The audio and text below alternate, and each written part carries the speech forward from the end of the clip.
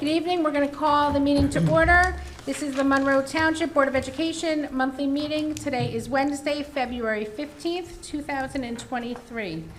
Can I ask for everybody to please rise and say the Pledge of Allegiance? I pledge allegiance to the flag of the United States of America and to the republic for which it stands, one nation, under God, indivisible, with liberty and justice for all. Thank you. May we please have a roll call, Ms. Allen? Yes. Ms. Alvarez? Present. Ms. Belko? Here. Ms. Bierman? Here. Ms. Bora? Here. Ms. DePayne? Here. Ms. Fabiano? Ms. Ratner? Okay. Ms. Scott? Here. Ms. Skirby? Here. Mr. Tufano? Here. Okay, you have a quorum. In accordance with the provisions of the New Jersey Open Public Meetings Law, the Monroe Township Board of Education has caused notice of this meeting to be published and electronic notice provided by having the date, time, and place thereof posted February 10th, 2023, at all schools, on the district website, Home News Tribune, Cranberry Press, and filed with the clerk of the municipality. Great, thank you. Okay. Our next item on the agenda is our closed session resolution. Be it resolved that the Board of Education of the Township of Monroe hereby moves into closed session in accordance with the Sunshine Law, Chapter 231 of the Public Laws of 1975, NJSA 10:4-6 through 10:4-21, to discuss the following subjects: harassment, intimidation, or bullying, matters protected by attorney-client privilege, confidential personnel matter. Following closed session, action may be taken. The discussion conducted in closed session can be disclosed to the public at such time as need for confidentiality no longer exists. Can I get a motion? Motion. Second. All those in favor? Aye. Aye. Any opposed? Okay, we'll be in closed session, and we should be back out at 7:15. Thank you. Good evening. We are back in the public session. Our next item on our agenda is number 6, the approval of our minutes. We have our Public Board of Education Organization meeting minutes from January 3rd, 2023. Can I get a motion to approve? Motion. Second. Are there any questions or comments, changes? Okay, all those in favor? Aye. Aye. Yes. Any opposed? Any abstentions or recusals? Okay, great. Our next one is a special Public Board of Education meeting, January 12th, 2023. Can I get a motion to approve? Approve. Motion. Second. Okay, are there any questions or changes? All right, seeing none. All those in favor? Aye. Yes. Aye. Any opposed?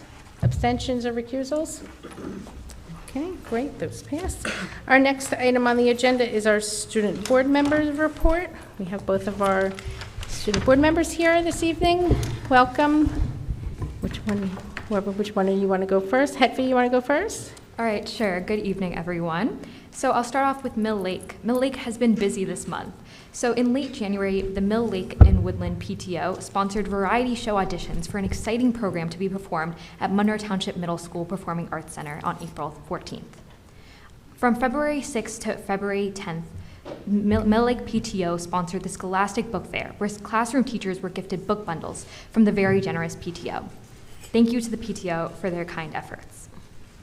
From February 13th to February 17th, Mrs. Lombard, the school's physical education teacher, organized an elaborate Kids Heart Challenge where the school has already raised $8,000 and are still continuing with their efforts. Also happening in February are the 100-day celebrations across the school, Read Across America festivities, and the 3rd grade picture day and student council acknowledgments. Parent-teacher conferences for the school are on February 21st, 22nd, and 23rd. Early March will bring multiple PTO-sponsored events, such as the Mother-Son Magic Night, Stuffed Animal Night, and the Father-Daughter Dance. Lastly, mid-March, Mill Lake librarian Marianne Burkweit has organized an awesome night of reading that will include guest authors, book raffles, and parent-student activities. As for Barclay Brook, in late January, the MTHS Unified Program came to Barclay Brook to meet with the Barclay Brook Unified Program. All students had a wonderful time engaging in structured activities with their unified partners. Barclay Brook students shared love and kindness this Valentine's Day as they created over 600 Valentines that were distributed to local assisted living and nursing home facilities. The 100th day of school is a milestone in elementary schools. To celebrate, Barclay Brook and Brookside schools are hosting a themed Spirit Week this week to celebrate the 100th day of school, which is Friday, February 17th. As for Oak Tree, on February 10th, Oak Tree's school-wide Olympics was held. All classes participated in a variety of activities throughout the day, including yoga, speed skating, and Hungry Hungry Hippos. Opening ceremonies included a parade of nations led by Mrs. Dinsmore holding the Olympic torch, accompanied by the Monroe Falcon. On February 2nd, the Hour of Code Night was held both in person and virtually for students and their parents. On February 13th and 14th, the Kids Heart Challenge celebration was held, where Oak Tree raised over $21,000 and is now the 6th highest raising school in the state. Parent-teacher conferences for the school will also be held on February 22nd and 23rd. Read Across America Spirit Week begins on February 27th with themed Spirit Days all week long, ending with guest readers on March 3rd. On March 2nd and 9th, the Makerspace Nights for 2nd and 3rd grade students and their parents will be held. On March 13th, 14th, and 15th, COGAT testing will take place for all first grade students and new 2nd and 3rd grade students. Great, thank you. Vunk? Over at the middle school, on February 7th, MTMS hosted the Anti-Defamation League as they presented an online anti-bias seminar open to all the middle school parents. On February 10th, MTMS hosted a Day of Optimism. As the part being No Place for Hate School, they promoted positivity and optimism beyond the students as well as the staff. MTMS is also, of course, celebrating Black History Month, and each grade is engaged in the classroom activities and projects that allow students to explore Black History Month and also important figures within the civil rights movement. Over at Brookside's having its 100-day Spirit Week as well. On the 13th, 100 days of teamwork, wear your favorite team gear. On the 14th yesterday, they were wearing pink and red. On the 15th today, they're doing 100 days of being your best self, wear Monroe or any sort of school spirit gear to school. And tomorrow, on the 16th, they're resting up for 100 days, so they're wearing their pajamas to school. And on the 17th, which is officially the 100th day of school, they're wearing or making their 100-day shirt. Brookside also held a school-wide spelling bee on February 10th. Samrat Hiraskar, a 5th grade student from Miss DiCarlo's class, was the winner. The zero-period STEM club began at Brookside on the 13th, and parent-teacher conferences will be held on the 22nd as well as the 23rd. The evening conferences will be held on the 23rd for Brookside. As for Applegate, they have been awarded a state award as a school of character through the Character.org organization. Their Applegate students and families have raised over $13,000 in the American Heart Challenge, which is happening tomorrow at school. The parent-teacher conferences are also being held next week, just like the other schools. And their school-wide fish tank is in full swing, with students submitting their business plans today. And they celebrated School Guidance Counselor Week with many tributes to Mrs. Shanholzer. And the school principals are implementing Black History Month activities in the school-wide activity list. And they also began their first week of STEM club activities as well. And of course, here at the high school, the end of second marking period will be on the 31st. The high school also had a successful unified snowball dance in late January. The high school is also soon transitioning into the spring sports season, with registration, family ID being open up until now to the 21st. And the high school media center is encouraging students to read Nothing More to Tell by Karen M. Kamnis in preparation for the school's one book read on March 9th. Thank you.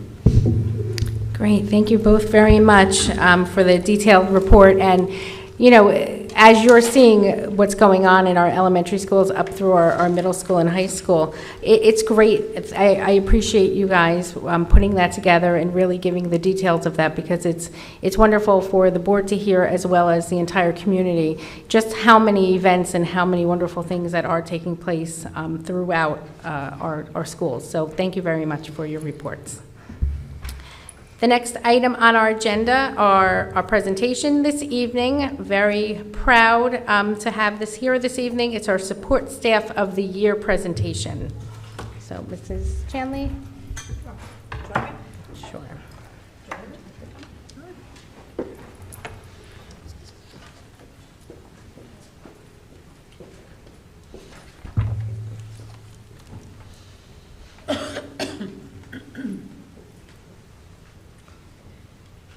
This is a very, very positive experience for all of us as leaders in the district and leaders in the community to be able to acknowledge those people who just go above and beyond, and they deserve the acknowledgement.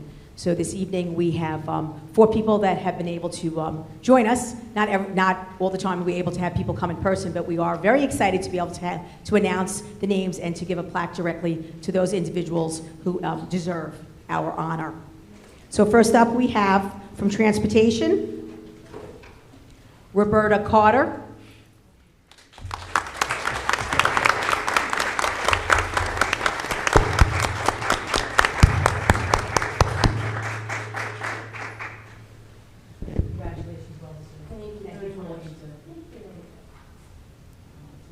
Thank you.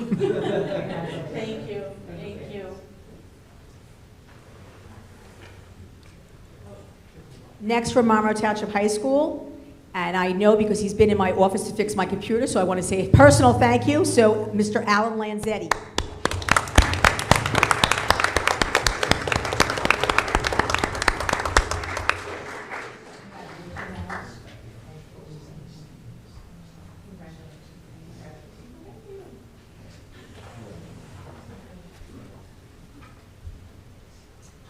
From Oak Tree Elementary School, Miles Firestein.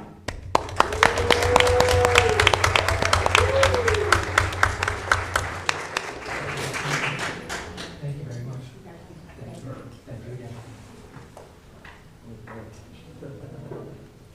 And from Monroe Township Middle School, one of our secretaries, Ms. Lisa Church.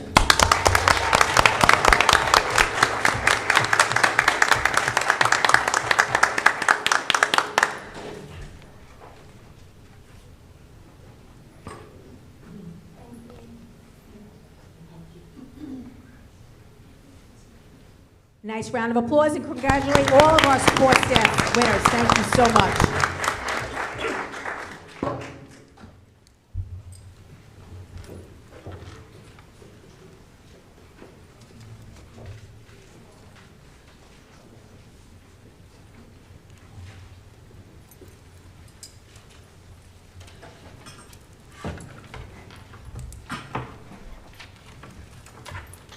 I just want to say congratulations again. Our support staff throughout our district is really second to none, and they do so much to help each and every day with the education of our students. So thank you again, and congratulations for that award. Our next item on the agenda are our committee reports. We have any committees wishing to give a report? Mr. Payne? Yes, thank you. Giving the report on behalf of Katie Fabiano, who's not well this evening. Legislative Action and Community Engagement Committee, LACE, met on Wednesday, February 8th at 6 p.m. here in the Media Center. Present were Ms. Fabiano, Ms. Ratner, myself, Ms. Chanley, Dr. Lehman, and Mr. Moraldo from administration. The first item on the agenda was referendum communication. Ms. Chanley and Mr. Moraldo shared that a press release went out and that various presentations were scheduled with some of the PTAs, the League of Women Voters, and in some of the adult communities. We also discussed the FAQs on the referendum site. Next on the agenda, the committee discussed remote participation at monthly board meetings for community members. We discussed how it would encourage more community engagement at our monthly meetings since there are members of the community who are not able to attend in person. We would like to ask if this could be brought up for discussion at a future policy committee meeting. And the last 2 items on the agenda became combined board resolution and legislative items. Ms. Ratner stated that the NJSBA Delegate Assembly is on May 13th. She's our rep to NJSBA. She discussed how the board could file a resolution for consideration on legislative items that we felt could impact our district. We discussed several items, and Ms. Ratner said that she would reach out to Ms. Skirby regarding any resolutions that we may want to address. Due to time constraints, we may not be able to put forth the resolution at this time. Thank you. Great, thank you. Does anybody have any questions or comments for Mr. Payne? Ms. Bohr? And I wrote it down so that I don't ramble, Ms. Kirby. I had two comments. One is about something that the committee did last year. I was on the committee with Mrs. Fabiano and Mrs. Ratner and Mrs. Kirby, and we had made an ask from the administration to revive our social presence and use the various social media accounts to share happenings all around the district. This was discussed at length over several meetings and to figure out aspects like technology, human resources, information sourcing, and all of that. I just wanted to take a moment today to thank you and acknowledge the work the administration has put in for the excellent posts that have been coming up on my Facebook and Instagram feed this past month.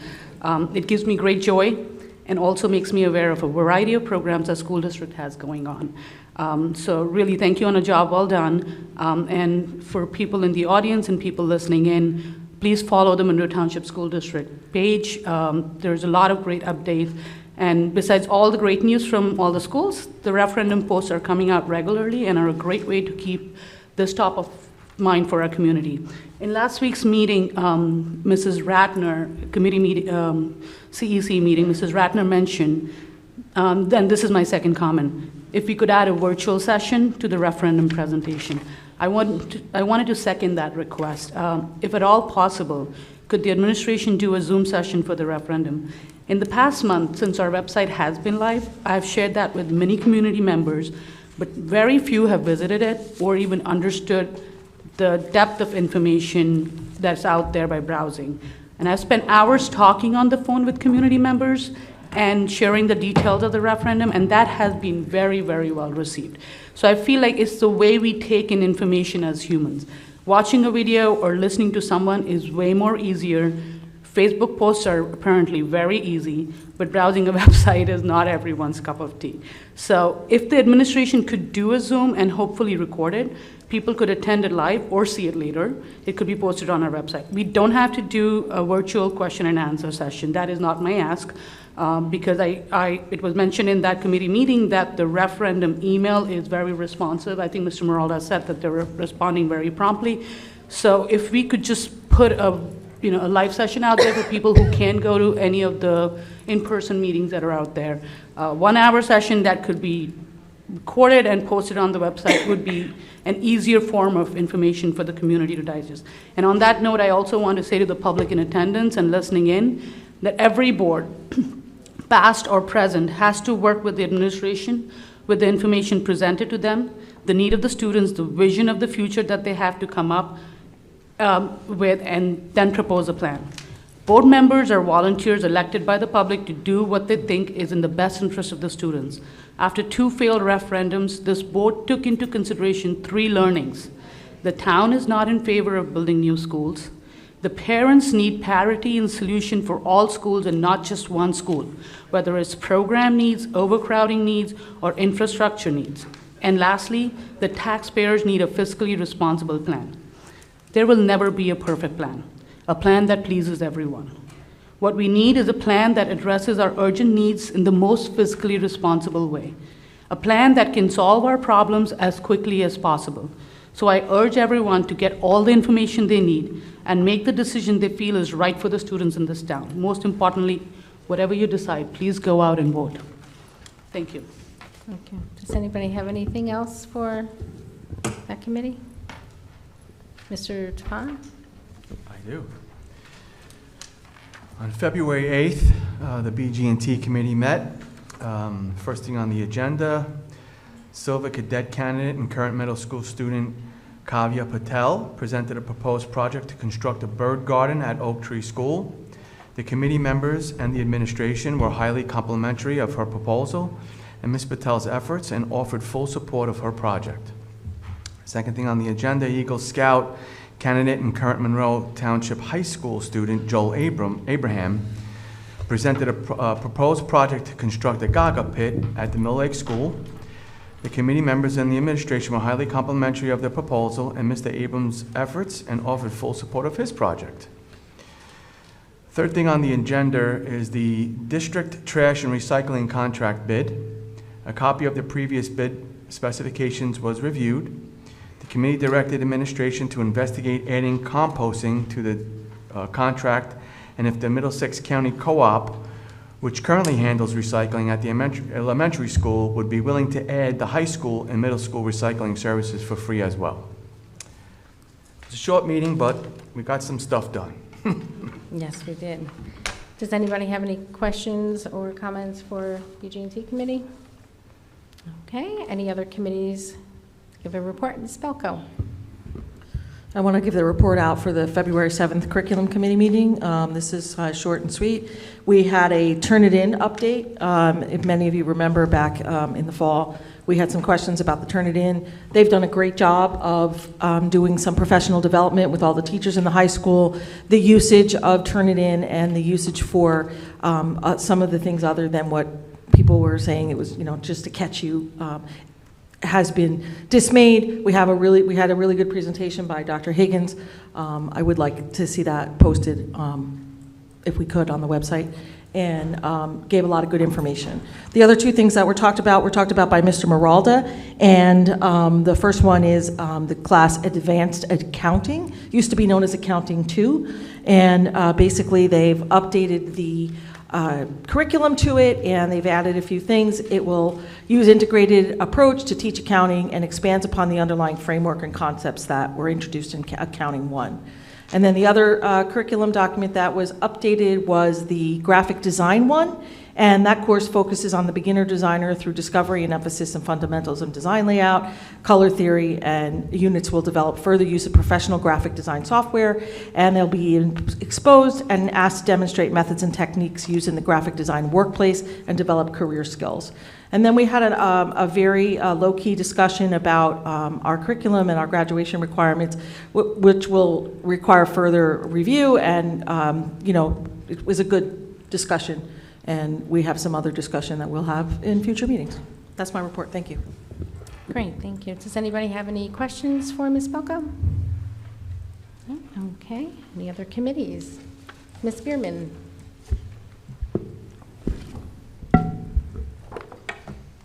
Finance Committee met on Tuesday, February 7th. On the agenda for approval and put forth by the committee is the renewal of letter of agreement with Prevention Specialists, Inc. for testing services for DOT and non-DOT employees. This was discussed at committee, and the committee had no issues setting forth for approval. It's on the agenda for tonight. The other item on the agenda for approval is the monthly bill list. The committee reviewed the submitted $2,630,041.26.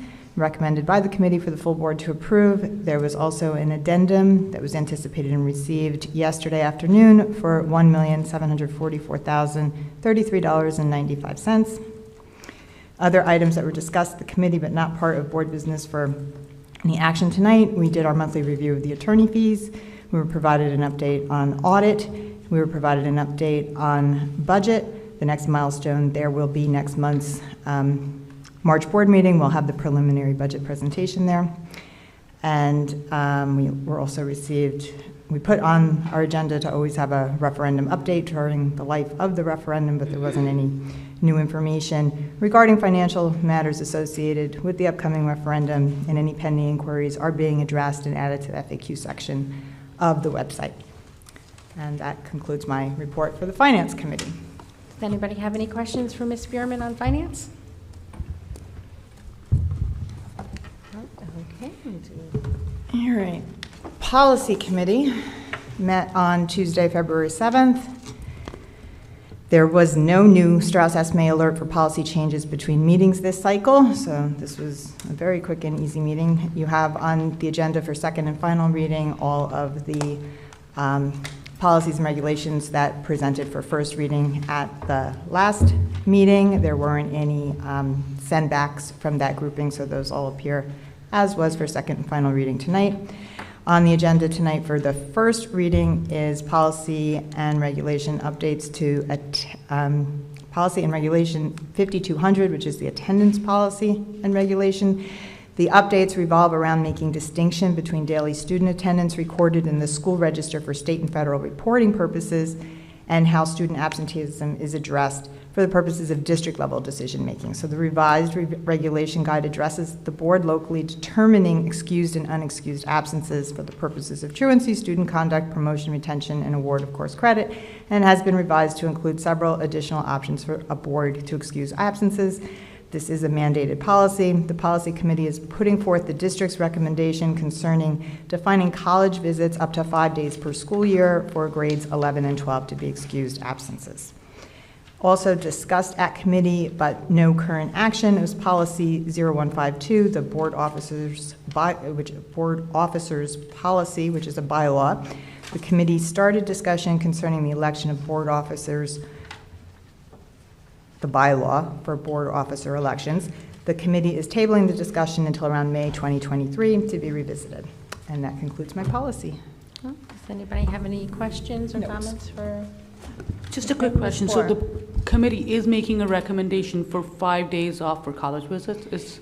Yeah, so the district recommended 5 days. We accepted it and pushing it forward. There's also a caveat in there that pretty much says if you were going beyond the 5 days with proper documentation, the principal, the building administration can excuse pretty much anything under the sun. So it doesn't limit a child to only 5 days for each year. If you had a student that needed double that or triple that or whatever, as long as it's documented and approved properly, it's not. And currently it's going to 3, shift. but we are definitely going to 5, and over that we could make it. I think the current policy reads 3 days, right? Or I now? think it's undefined. I think it reads 3 days. I had one more question, Ms. Undefined. Spearman. For sick days, if the child is out just 1 day, for instance, a child has a migraine 1 day, do we need a doctor's note? No, or- so the policy is very clear and the regulation is very clear on that too. It's a parent note, or communication. I don't even know if it's a note. In With the some nurse. cases, Dr. Lehman and Ms. Shanley can define that. When does a doctor's note become necessary? Just an email, phone call, that we just need we need to be communicated of the reason of the absence. That's Right, what it is. nothing in the policy requires a doctor's note to justify Okay. an excusal on an absence. Anybody else? Okay, I believe that is the conclusion of our Personnel. committee reports. Oh, personnel. The Personnel Committee minutes from Wednesday, February 8th. Board members in attendance were Ms. Spearman, Ms. Scott, Mr. Tufano, Mrs. Kirby, and myself. Administrators in attendance were Mrs. Chanley and Dr. Lehman. We reviewed the current vacancy list in the district, and there were approximately 45 vacancies due to leaves, transfers, resignations, and retirements. Administration received about 73 applications for the open posting, and as of today we have recommendations in the agenda to fill 9 openings. There were 3 exit surveys. One mentioned retirement as a reason, and 2 special ed teachers accepted a position in another district, one stating that it was closer to home. Mrs. Chanley shared that the current lead mechanic in the district chose to move to a different position within the district, thus creating a vacancy for the lead mechanic position. With a slight change to the job description of lead mechanic, which is on the agenda tonight for approval, the district is able to fill this position post-approval in tonight's agenda with 2 current employees of the same department. These employees will be taking the underground storage tank certification, which is also on the agenda tonight as professional development, and this will qualify them for an additional stipend along with a pay raise and help them fulfill the job responsibilities of lead mechanic. This creative solution, which shared job responsibilities between 2 employees and the transportation director, will allow us to fill a position without actually having to hire for it. So, Mr. Chanley, if I said something wrong, please do correct me later. The committee also raised a concern about the resignations from the Falcon Care program, and Mrs. Chanley shared that she already had a meeting scheduled with the Falcon Care ECE team to understand the issues and find a solution to staff the program adequately. Most of the staff that has resigned are part-time employees working 2 or 3.5-hour shifts, providing Falcon Care before and after school in our elementary schools. And that concludes my committee report. Thank you. Does anybody have any questions for Personnel Committee? Okay, and that, I believe, concludes our committee reports. Sorry about that. Our next item on the agenda is our public forum. Anybody wishing to come and address the board may come up to the podium, give your name and your municipality. And you have 4 minutes to speak. We have anybody wishing to speak?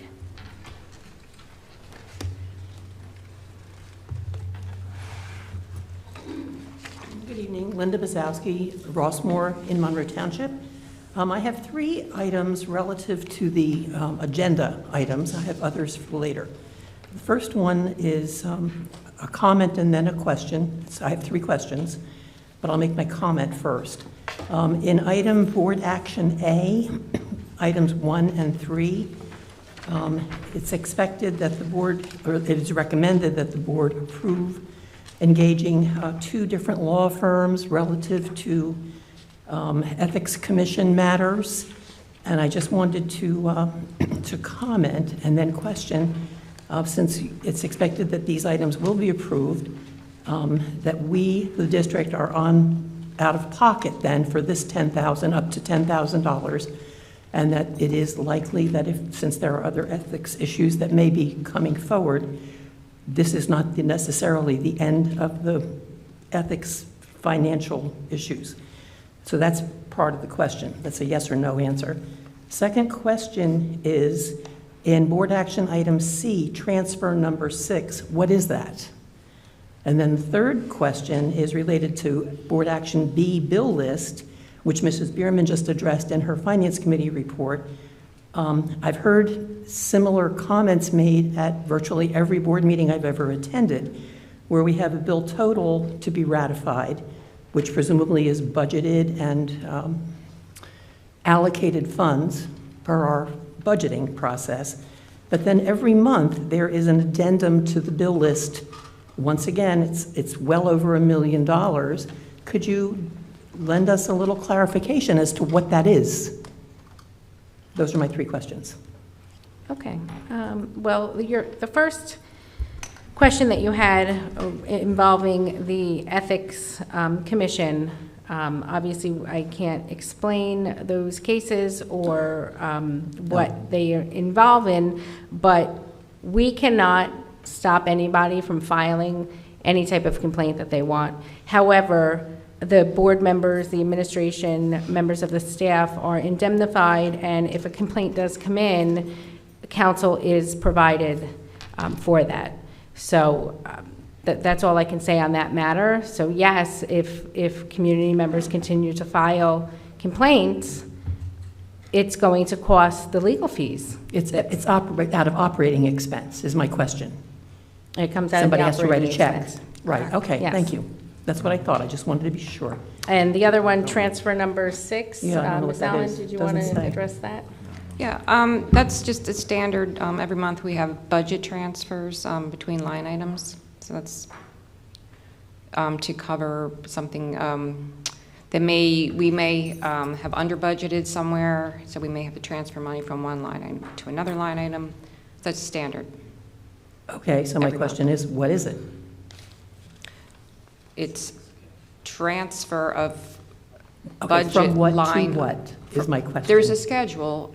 Transfer number 6 has a schedule attached, which shows all the budget line items and the amounts that are being transferred to and from. That's one of the items attached to this agenda somewhere? Yes, yes. Okay, thank you. Wasn't sure, okay. And then the bill list question, that was my Yes. third question for this portion. Yes, so we put together a bill list, a preliminary bill list, the first one for the Finance Committee to review, and then we try to get in as many payments as we can between the Finance Committee meeting and the board meeting, so that the board can approve payments and we can pay our vendors. So it's just the timing. You know, we have extra time, a couple extra days, that we can get more payments in to get board approval. Okay, so this, if I'm understanding what you're saying correctly, Ms. Allen, this 1.7 happens to be the number for this month. Correct. Those are monies that were previously budgeted Yeah. and not yet, hadn't yet made it to the bill list for this approval process. Yes. Okay, Yeah. that's what I wanted to understand. Thank you very much. I'll be back later. Yeah, and those aren't, like you were saying, those aren't additional payments that we have not budgeted for. Like Laura was saying, you know, we like to have the Finance Committee a week before, and then between that time, because there are many checks that come in. Yes. The whole process of the business office, getting as much paid by the board meeting, that's the work, that's the addendum. So it's the addendum to what finance saw, so we know as a board what was already gone through at finance, and then what was presented after finance for approval tonight. Okay, and these were previously approved, budgeted items? Yes. We just, that was a timing issue? Yes, it could Okay. just be even payroll. It falls between the finance committee and the board meeting, so we Right. have to get that approved. So we have to add that on to the Okay. addendum. Just wanted to clarify. Yep. Thank you so much. Okay. Thank you. Is there anybody else wishing to speak?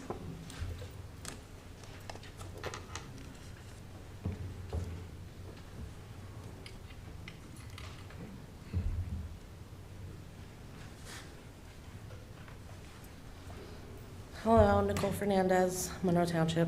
Good evening. I wanted to address the amount of hip cases and fights that Monroe's been seeing recently. Just on the agenda today, there are 4 to be resolved.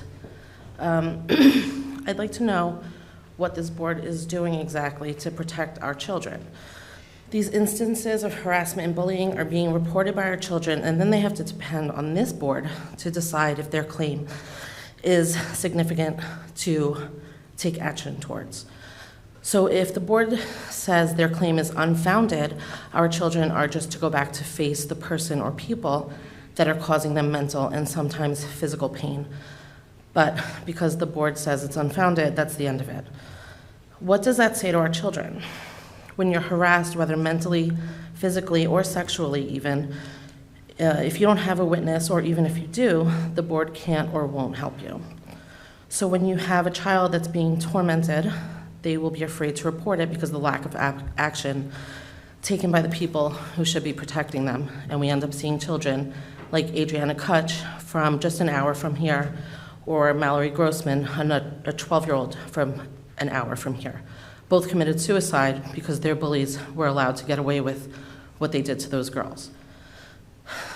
How does this board expect to keep our children safe when they're in your care?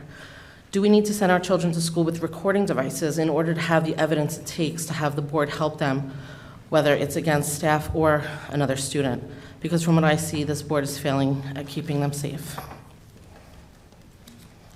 That's it. Thank you.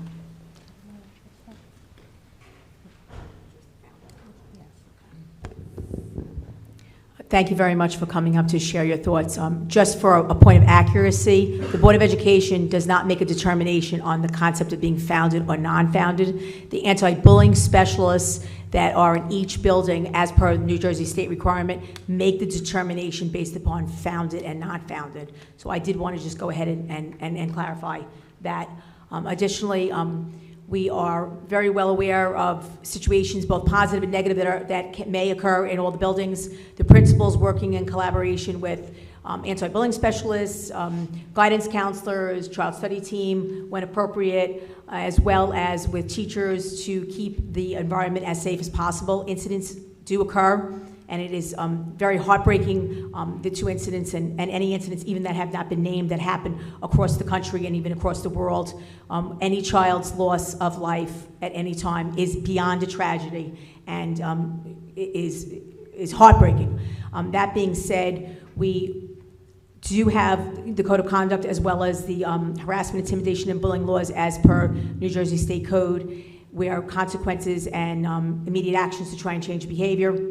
And just so the public is aware, there are many incidences that may be founded or not founded under harassment, intimidation, and bullying laws for the state of New Jersey that are still considered inappropriate behaviors and violations as per the code of conduct, where the consequences are the same even if it's non-founded by HIP. So that's just a point of clarification. And we do work collaboratively to really, our goal, of course, and our responsibility, and I'm speaking as the administration, is to keep every child safe in school. But I did want to just clarify the founded and unfounded as far as the Board of Education's role in that protocol. Thank you.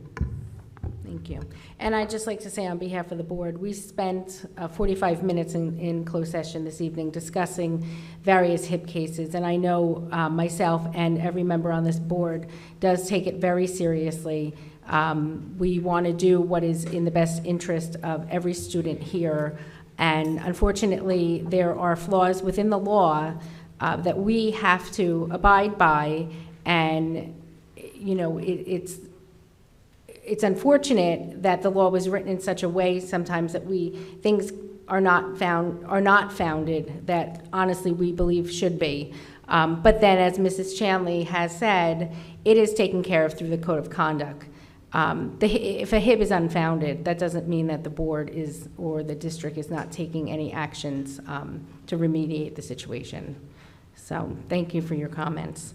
Is there anybody else wishing to speak?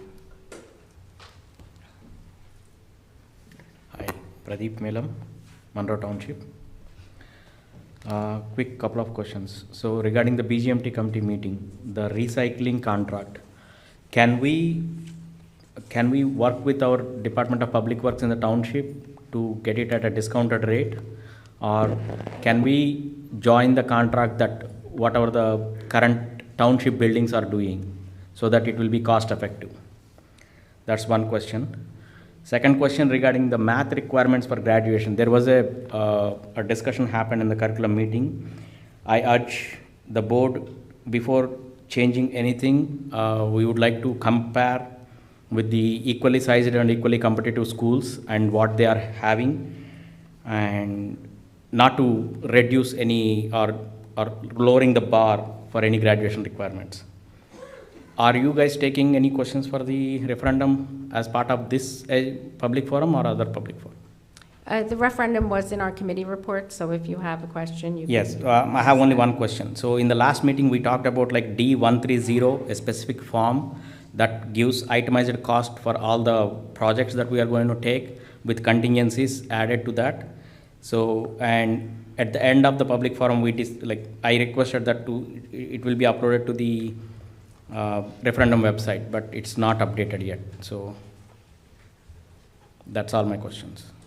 Okay, I think I'll start from the first question. I believe in BG&T we did talk about discussing with the township shared services, so I think that is something that we are going to, in the future, look for. Right now, the contract is on there. We do have to continue services, but I think that is definitely something that we had talked with Mr. Tague, our facilities director in BG&T, about talking to the township about more shared services. So we are looking at that. The math requirements that came up in curriculum came out of a very great discussion amongst the board and administration, and it was something that was asked to maybe have a further discussion in curriculum with, bringing in, I know Dr. Higgins and the other supervisors as well as the administration. To answer your question though, after the meeting I did go and do some of my own research. Districts such as Freehold, Princeton, East Brunswick, South Brunswick, North Brunswick do not have, they follow the state recommendations or the state requirements for graduation. They only have 15 credits required to graduate from math. Monroe has 20. And part of the conversation was about offering our students more opportunities to study courses that are more of interest to them, or they may be going off to further education that would be more geared to that. So nobody is trying to reduce requirements or reduce curriculum. I think that what the conversation with the curriculum committee was, what else can we offer our children to take in lieu of, why are we requiring more than the state is requiring in math and science when other districts around us are not doing that? What opportunities are we taking away from our students? The course guide was discussed, and I know there were several courses that were read off the course guide, and even Ms. Bora made a comment that we didn't know that all these courses existed in there. And what happens is students, because we're on a block scheduling, and that does limit what they could take even further, by having extra requirements than the state requires is really... yeah, it's not just black and white that we take only state requirements as a baseline, but we don't need to stick to the baseline.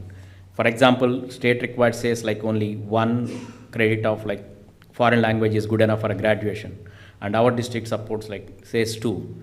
But some of the elite colleges around us like NYU or Stevens, they prefer to have 3 international language or foreign language courses on their curriculum, on their transcript.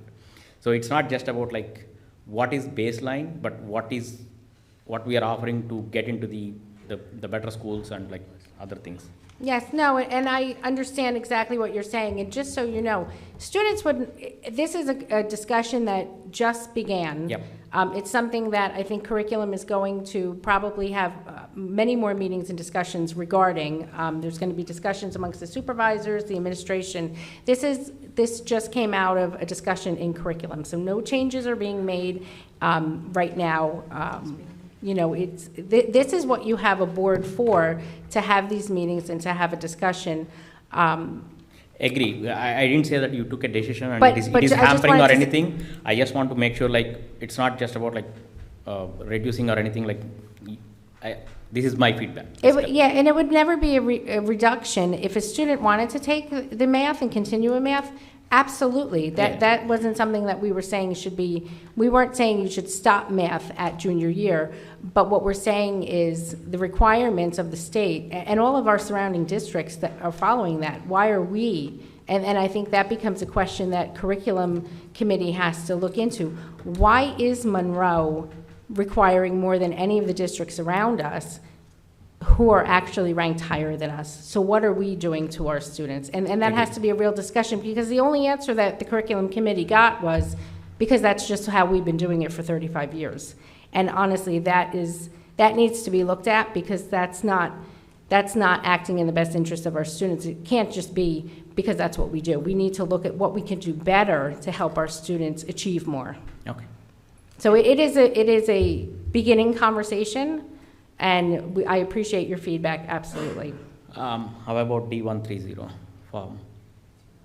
I'm sorry? D1307. Yes, I know we did talk about putting the form on. I'm not sure if it's something that you're considering putting up on the website. If it's something that you're requesting, I mean, you can make a request to the district to get a copy of that. I'm not sure if that's something that the referendum committee was putting up there. It's not just for myself, but whoever has a question about like each project is how much it is costing and how much contingency we put it in. There are like people have doubts, like by putting them on the referendum website, it will clear up everybody. Like there is no like 10 or 20 or 100 requests that is coming to the administration. They can keep on sending back that 130 every time. So instead of that, you guys can put it up on the referendum website. Okay, thank you.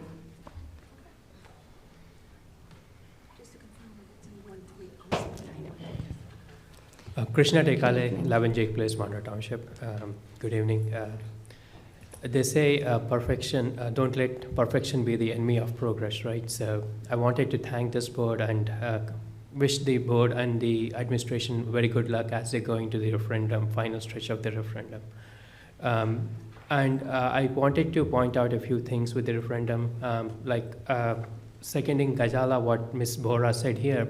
We need to have a Zoom session that could be recorded and played on the recorded and set up on the website so that people can look at it and then get their questions answered. We need to have everybody go out and vote, irrespective of what they believe in. We need to make sure that we get the information as needed to everybody else. Is that something that the administration would consider?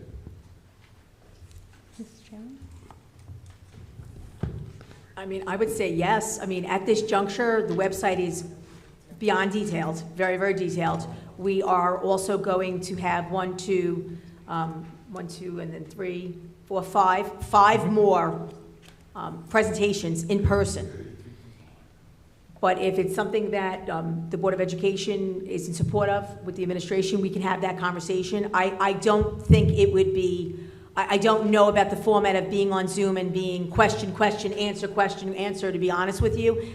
You know, I would hope that a lot of, I'd have to look through it and discuss with the referendum planning committee, because I don't, when you say Zoom, I'm not really sure. You could even record one of your community presentations. Maybe that's the answer. And then you could just upload it on the website, right? So there is a lot of information that's strewn across multiple pages. So you have to, like, I've read this information here, I have read this information here, and it asked me to put these two together.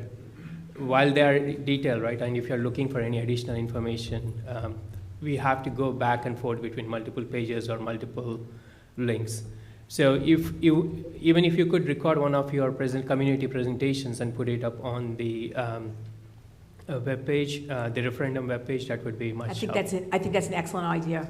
Our first, other than going to Encore and Rossmore, and of course going to League of Women Voters, we're also going to be doing a community presentation on March the 2nd and then again on March the 9th. So perhaps we just tape the March the 2nd one and we put it out there. Sure. And then, of course, the questions, not to say that we're not welcoming questions, because I want to clarify exactly what I just said. We wouldn't want the Zoom to be just question, answer, because we want to make sure that our answers are detailed and provide, and that's why we're doing the website for the question, answer. But I do agree with you. I think that would be an excellent idea, and we could absolutely make that happen because we're having it in our own homes by having it in the lake and then having it in Applegarth. Sounds good. One last question for the administration is, my son has actually reached out to his guidance counselor and asked about, this seal of biliteracy. And he's been told that he could only take it in his senior year.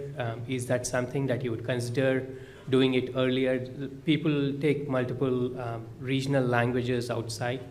As they finish, if we could get that sooner so that they could go on to college applications or anything like that, that would be much helpful. Would this something the administration we can certainly take it back and take a look at it. Off the top of my head, I don't have the state criteria for who's eligible to take the exam and be eligible for the seal, but we certainly can take the project back to Dr. Roselle is the go-to staff member who facilitates the process, so I can certainly have a conversation with her. I can't confirm or deny whether we're even allowed to do it in a junior year. It just may be a senior year type test. But sure. we'll look into it. Yep. Sure. Thank you so much. Yep. Thank you all, and good luck. Thank you. Anybody else wishing to speak? Good evening. Hi, I don't know if I can reach. I need this tool. Down. I'll bring it down. Okay. Thank you. All right. Hi, everyone. My name is Radhika Patel. As a parent, taxpayer, and teacher at Applegarth School for the past 7 years, I've personally seen growth in our school and the other schools in the district. Firsthand, I can say the class sizes have been increasing. I have 25 students this year, with some classes with 26. There's no room for any growth. Just remember, increased class size equals less student-teacher individual interaction. Hallways during peak transitions are overcrowded, which could be dangerous. Supporting this referendum will be the answer to our overcrowding problems in our schools, as our #1 goal is to be here for the children. We know this expansion and renovations for our schools will directly benefit our children. As part of this referendum, there is a proposal for a music room to be built at Applegarth. This will be a great and welcomed addition. Music has been on a cart for a while now, and it is quite distracting for the neighboring classrooms, especially when we are giving assessments. We have a state-of-the-art program for music here in Monroe. Almost half or more of the student population either takes chorus, band, or both. Having a classroom for music would only enhance their musical experience as they progress through our schools. Studies actually show that math scores increase with more exposure to music. When the high school was proposed, the same barriers were brought up by many members of the community. Having had that referendum pass and having a state-of-the-art school built, our Monroe students would have been able to achieve milestones that would not have been available to them. We as a community want the best for our children. Don't we want them to have the best facilities for them to flourish in their educational journey? Whether you're a parent, grandparent, or community member, remember we've all had children or relatives at some time in our lives benefit from a great school community. As a community, it not only benefits our children and families of school-age children, but it also enhances the community, making it attractive to potential homeowners. This gives Monroe the prestigious reputation we have and want to continue to achieve. Let's go out and vote yes. It's all about the future of our schools and children. And this was nerve-wracking because I can speak to 4th graders all day long. But anyway, thank you. Thank you. Have a good evening.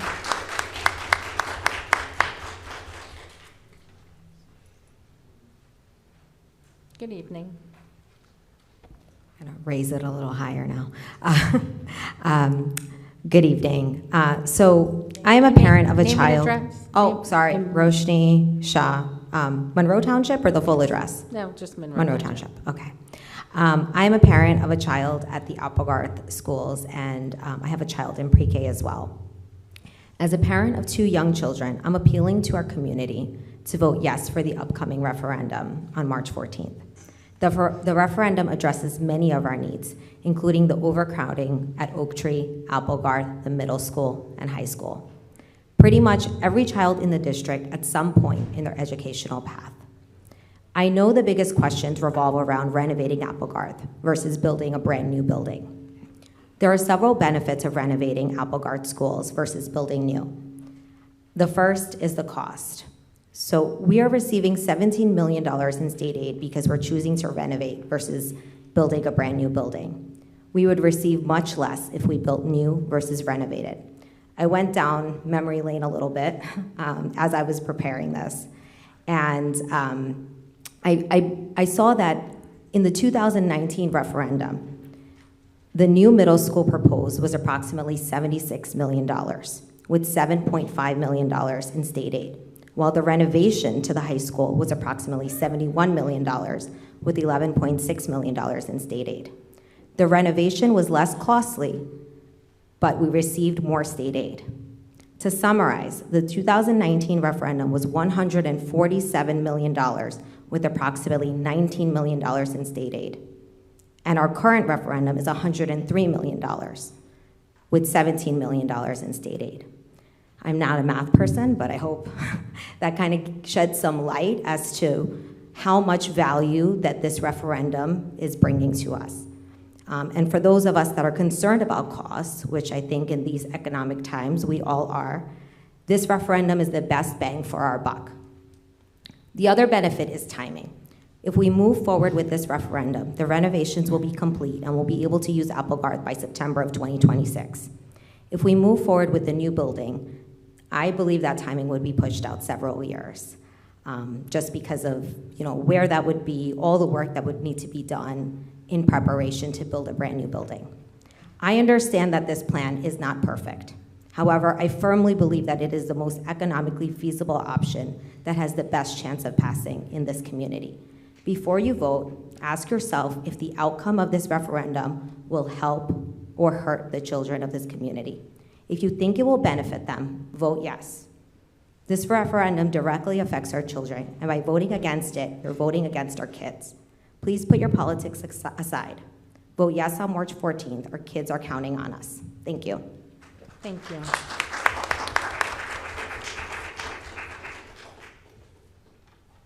Anybody else wishing to speak? Good evening. Good evening, everyone. My name is Gautam Gaitia, Monroe Township. So I'm a long-time resident of Monroe, and I've seen several referendums failed. At the same time, our school enrollment has grown in magnitude. I believe this referendum is much more practical after we learn from our past mistakes.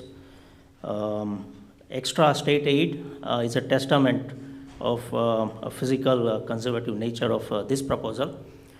I believe this is our best foot forward. Let's not our political leaning or ideology come in a way of children's future. Our demographic is projected to stay constant for a near future. So I believe once this referendum is passed, we probably may not need any more referendum in near future. I request all the voters to pass this referendum. Thank you. Thank you. I need to comment on something may not be on the agenda. You would have to wait till the second public forum. It's about spring break schedule.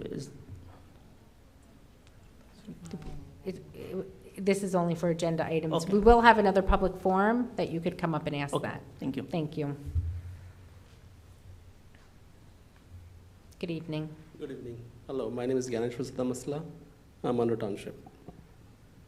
I support the school referendum, and just want to say that even with so much inflation around the corner, the BOE board has done a fabulous job for the new referendum that is cheaper than the previous two referendums. So I'm going to vote yes for the March 14th referendum, and request all others who can vote to say yes and support the referendum. Thank you. Thank you. Is there anybody else wishing to speak? All right, seeing none, we will close the public forum. The next item on the agenda is the Assistant Superintendent's Report. Dr. Lehman? Thank you. I have a couple brief updates here. We have a very active high school athletics winter program going on. As the winter season winds down, many of our teams are in the playoffs. There was a basketball game tonight. We had a unified basketball game midday today. It was exciting. The unified basketball team played South Brunswick, I believe, during the school day, so we could have some of our students in the school attend and cheer on our unified team, which was very exciting. There's a hockey game tonight. I think it started at 6:30. It's probably over by now, so let's watch our social media to see how they did. We have some other basketball games coming up towards the end of the week. It's just a very, very busy time, and these are the time of year if you win or you lose, you play different teams. So the best way to stay up to date with our Monroe Athletic Program is to follow our social media, and we wish all of our student athletes luck. And anyone who wins a state championship, we will be recognizing them later in the school year. All of our fall, spring, and winter sports teams, yep. I do know, I think we were notified this weekend that the bowling team won the states. So that's another, things are popping up. They're competing all weekend long, so it's very exciting. Some other things, and it was ironic that we talked about the seal of literacy earlier. We were just notified this past week that we have 31 recipients of the seal of literacy, which is an outstanding achievement. Again, we will recognize those students, and it could be a few more. We will see as we get results in the next month or two as we do our student recognition board meetings as well. So we'll meet those students, but we're very, very excited about that. It's a tremendous achievement. That's when a student learns a second language to a certain threshold, passes a series of tests, and it's a seal that they have placed on their transcript and their diploma. It's something that they can use when they apply to colleges, as well as if they're going to post-school employment, they can share that with their employer. Some students actually can get the seal in multiple languages above English, which is exciting as well. So again, we'll get some more information on that. And then last but not least, we did do a little social media post on this, but I wanted to highlight the robotics team. And specifically, we hosted a massive competition this past Saturday on site. There were 36 teams from across the state. We hosted a competition in the gymnasium. We have 2 teams this year, and this is a growing program. Team A, which is the Flying Falcons, reached the finals of the tournament. Team B, which was ranked 4th for skills, and with that achievement, they got the 16th place in the state of New Jersey. So both teams have qualified for the states, which is a future tournament coming up, but they did excellent in their home competition. They travel all around the state as well and compete. But again, this is a growing program. When it first started, we had 1 team. Now we have 2 teams with other almost like tryouts to get on these teams. So it's an exciting program, and we have an opportunity starting this week actually to roll out the same VEX robotics program to our elementary students in a pilot program where they are engaging in some robotics before school. It's a 0-period activity. It's a pilot. It's all grant funded, something we hope to continue moving in the future. So we are going all in on a need that we've seen kind of growing through the community in terms of robotics, focused at the high school, and now we're able to kind of grow it into the elementary schools. So that concludes my report. Great, thank you very much. The next item on the agenda is the superintendent's report. Mrs. Chanley? Thank you very much, and welcome everyone here this evening. As always, I'd like to thank the administrative staff for their tremendous support as they continue to come to support the entire community at our Board of Education meetings. Allow me to acknowledge once again our support staff recipients. It is always a proud time when we're able to acknowledge our staff members who go above and beyond. As Dr. Lehman said, and it's usually in June, we'll be acknowledging all of our all of our students who go above and beyond in the area of athletics. And during our April Board of Education meeting, we will be acknowledging our students for community engagement and academics. So that will be in April, because March will also be very busy as we move forward with our budget, our preliminary budget.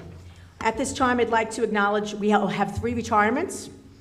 2 are from Monroe Township Middle School. I've had the pleasure to work with for many, many, many, many years. Miss Deborah Force, who's our nurse at the middle school, and Miss Barbara Lonzak, who was my principal secretary and is currently principal secretary there. We also have the retirement of Diana Caro, who is the media coordinator at Oak Tree. We wish all of them well, health, happiness on their next journey as they continue to soar as a falcon. And those are our retirees. Additionally, I know this was said by one of our student board members, but I do think it is worth another shout out. Oak Tree did raise, as was stated by our student board member, over $21,000, and I did think it was worth mentioning again. That was for the American Heart Month.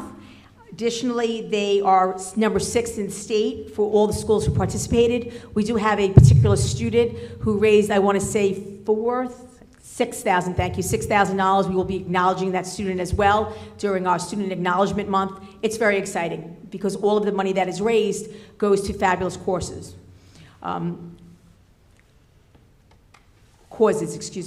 Additionally, we are excited to acknowledge that we have our 6th annual Ohm Memorial 5K Run and Walk, which is going to be on Sunday, May 21st. It was discussed during our Legislative Action and Community Engagement Committee.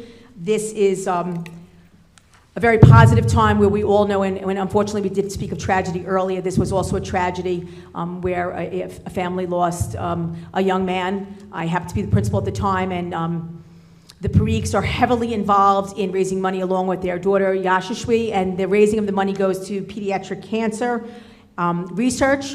It is something that they started to do to give back to community. It's an opportunity for this family to take a terrible, terrible experience and make it as positive as possible.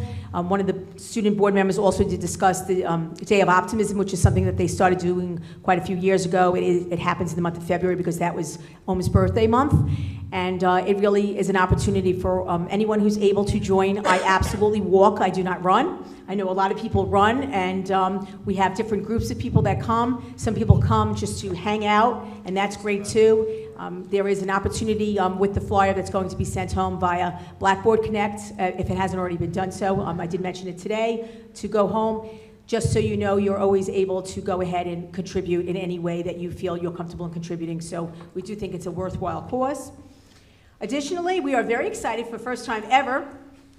I was told by Ms. Romolto, who is she's actually a lead nurse for the district, as well as the nurse at the middle school, there is going to be a health fair. This is very exciting. This is the first time we've ever had it. I can't wait till be able to say next year the annual middle school health fair.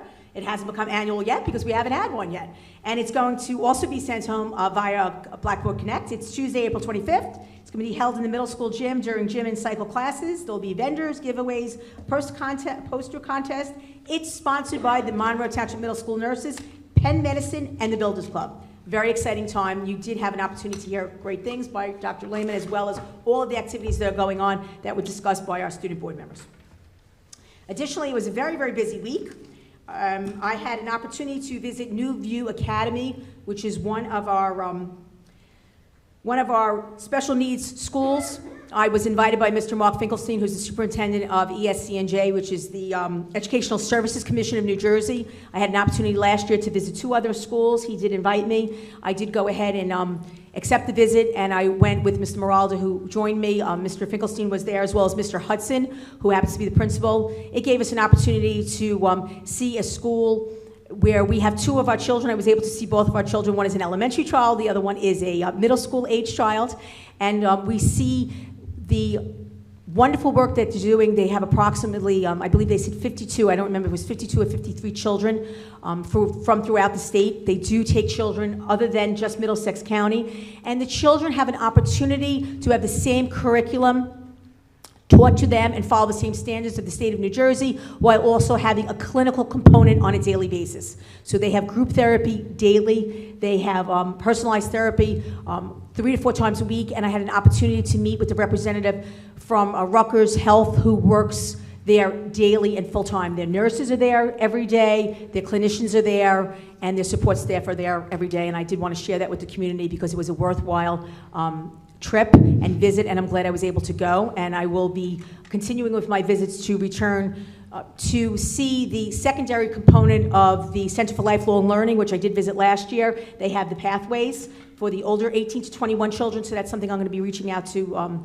go ahead and visit, because I do think it's important to remember that the children that go out of district are our children.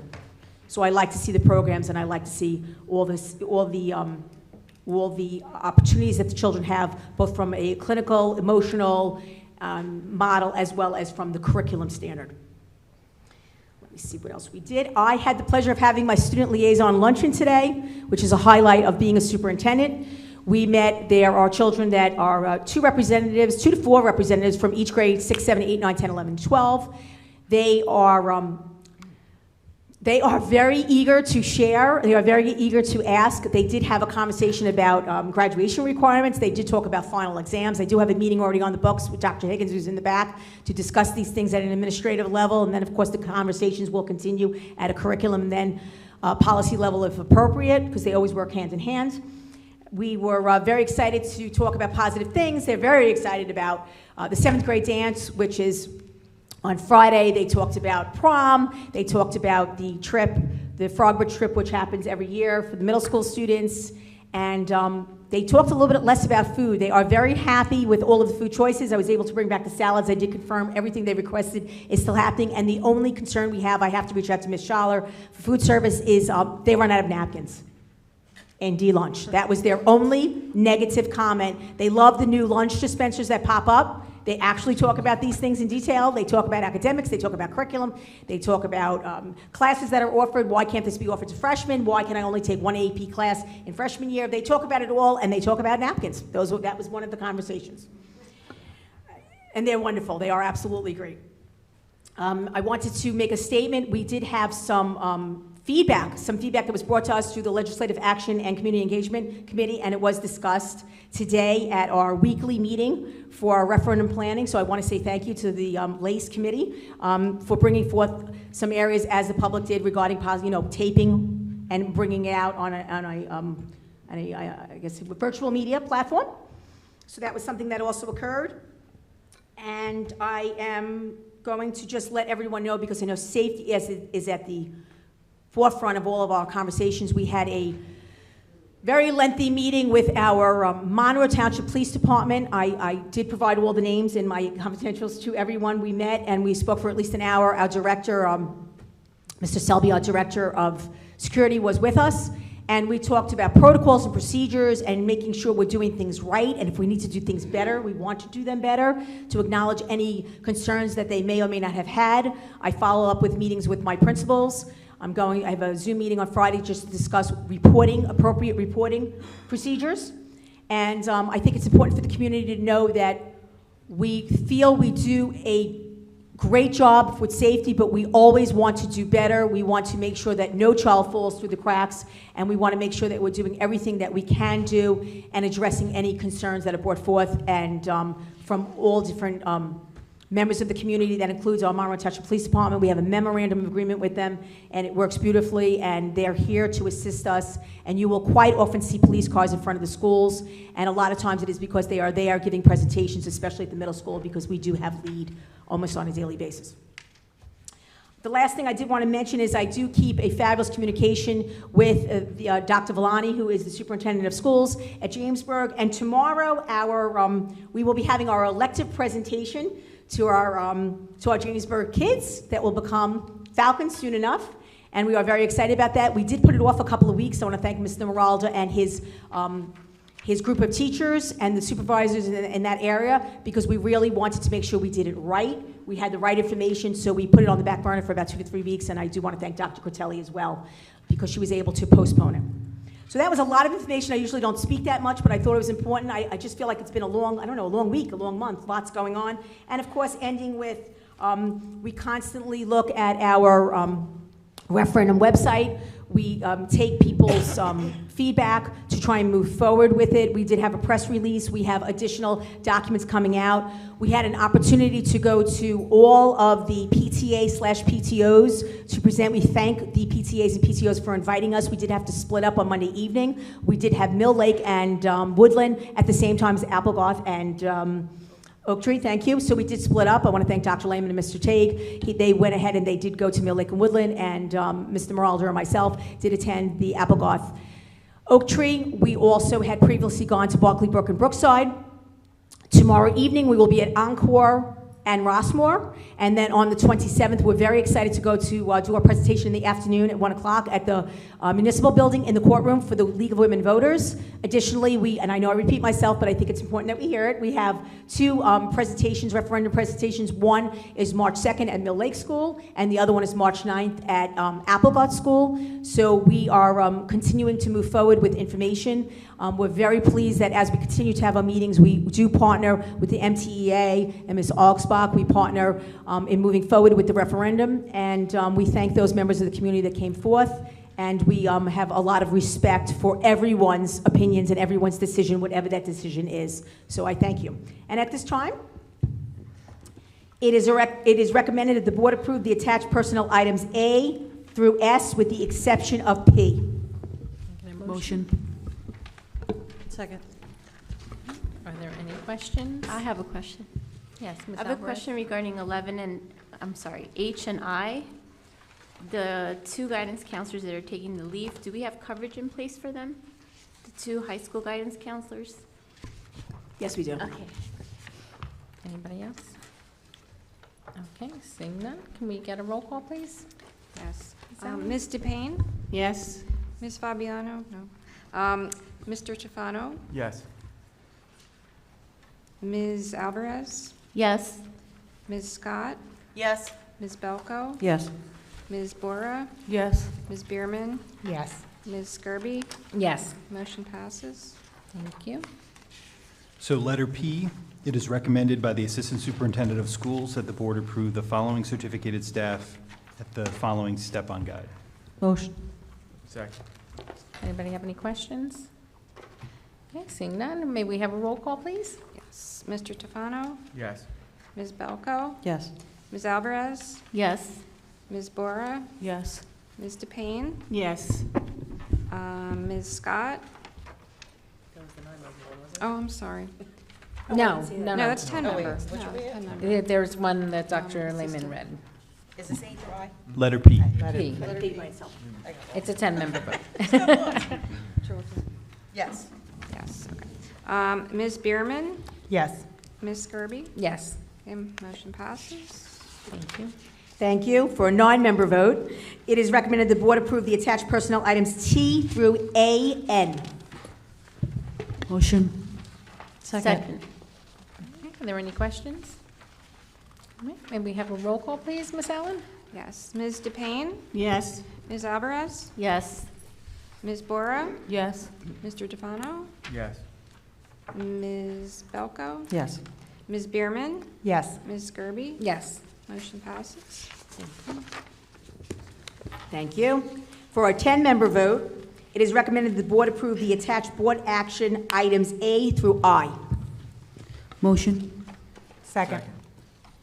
Okay, any questions? All right, may we have a roll call, please? Ms. Belko? Yes. Ms. Alvarez? Yes. Ms. Bora? No on item F, yes on everything else. Ms. DePayne? Yes. Ms. Scott? Abstain F?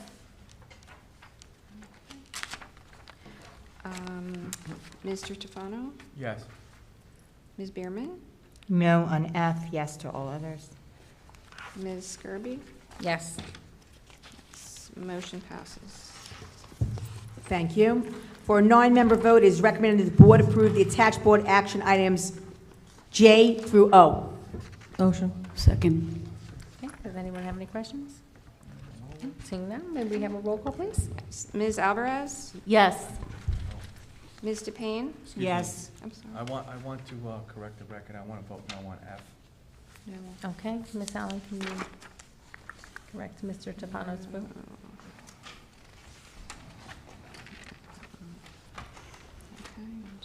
Okay.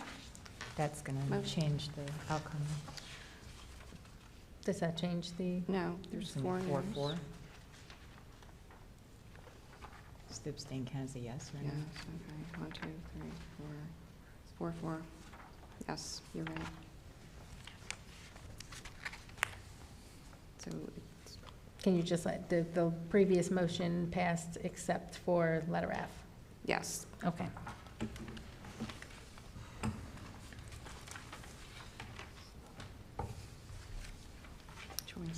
Previous motion passed except for F. Okay.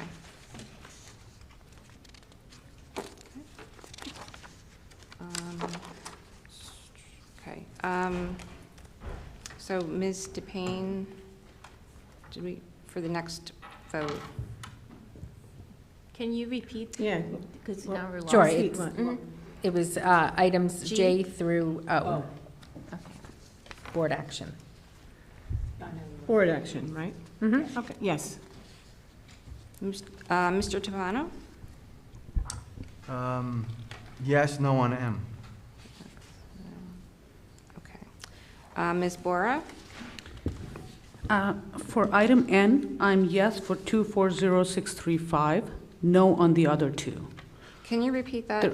So 240635 is a yes. 6, 5. The other two items under item N are a no. And yes on everything else.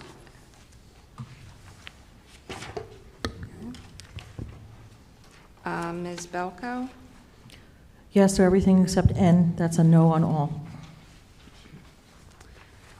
Okay. Ms. Bierman? No on N, yes to all others. Okay, and Ms. Skirby? No to N, yes to the rest. Okay, so motion passes except for N.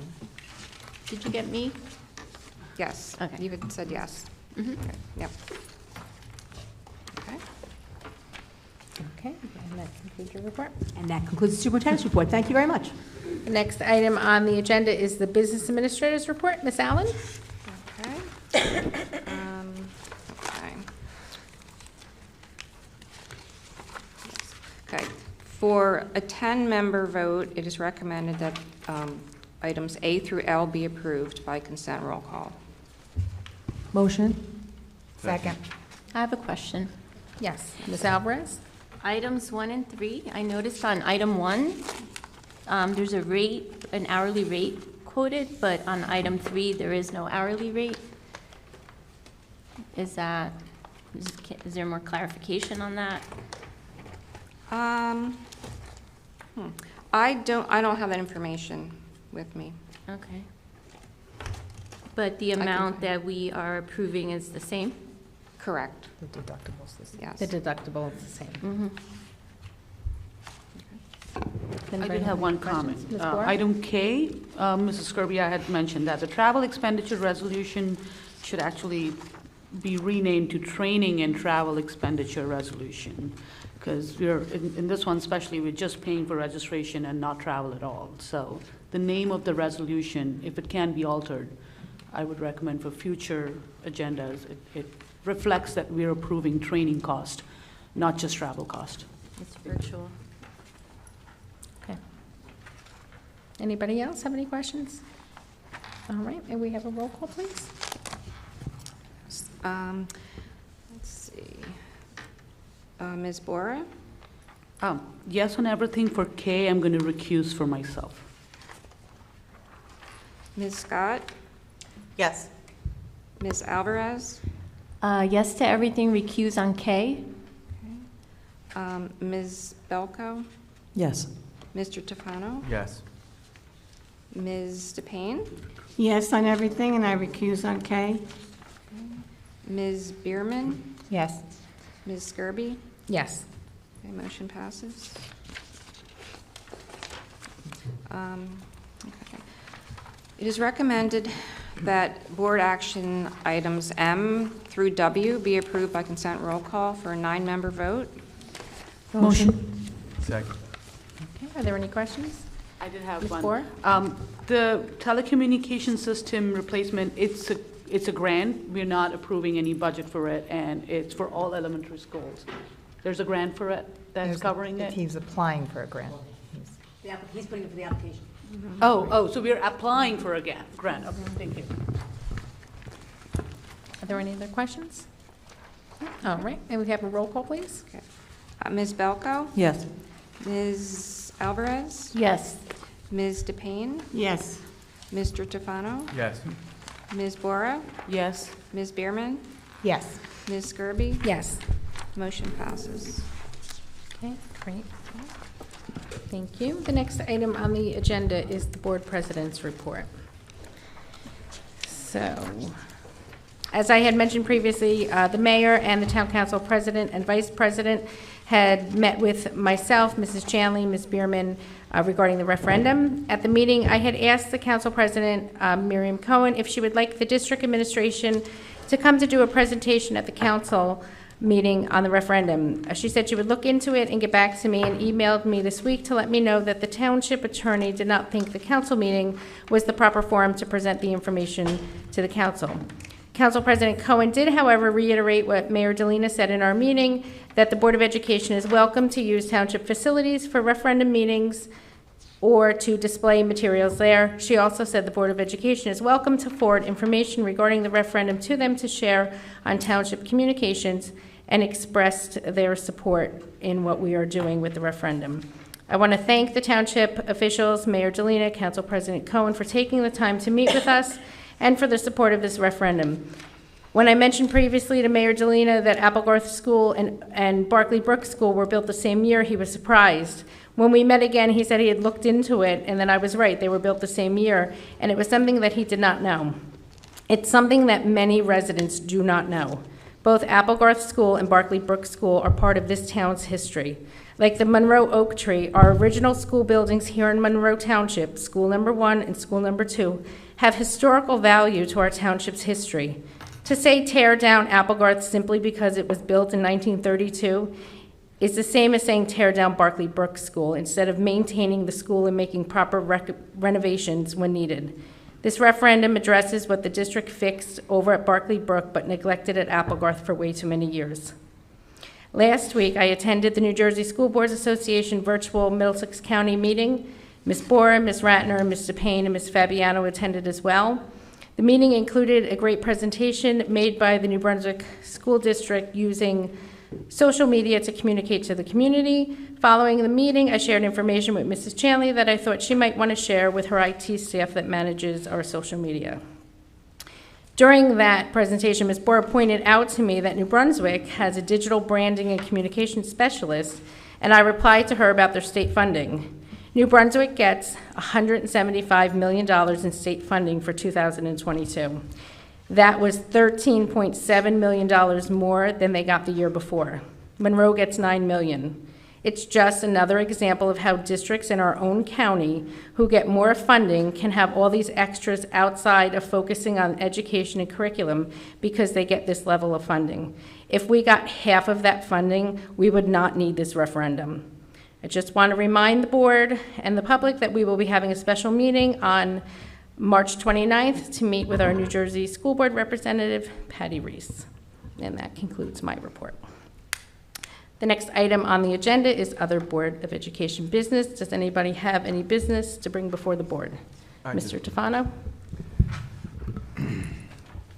On Sunday before the Super Bowl, I attended a cheer competition, Monroe Township cheerleaders. They did an absolutely incredible job. They came in second, but they had an unbelievable performance. I watched a lot of those girls grow up in the cheer program. My daughter is one of them. And I've seen them from little girls to now they're women, and their hard work is really paying off. They are incredible.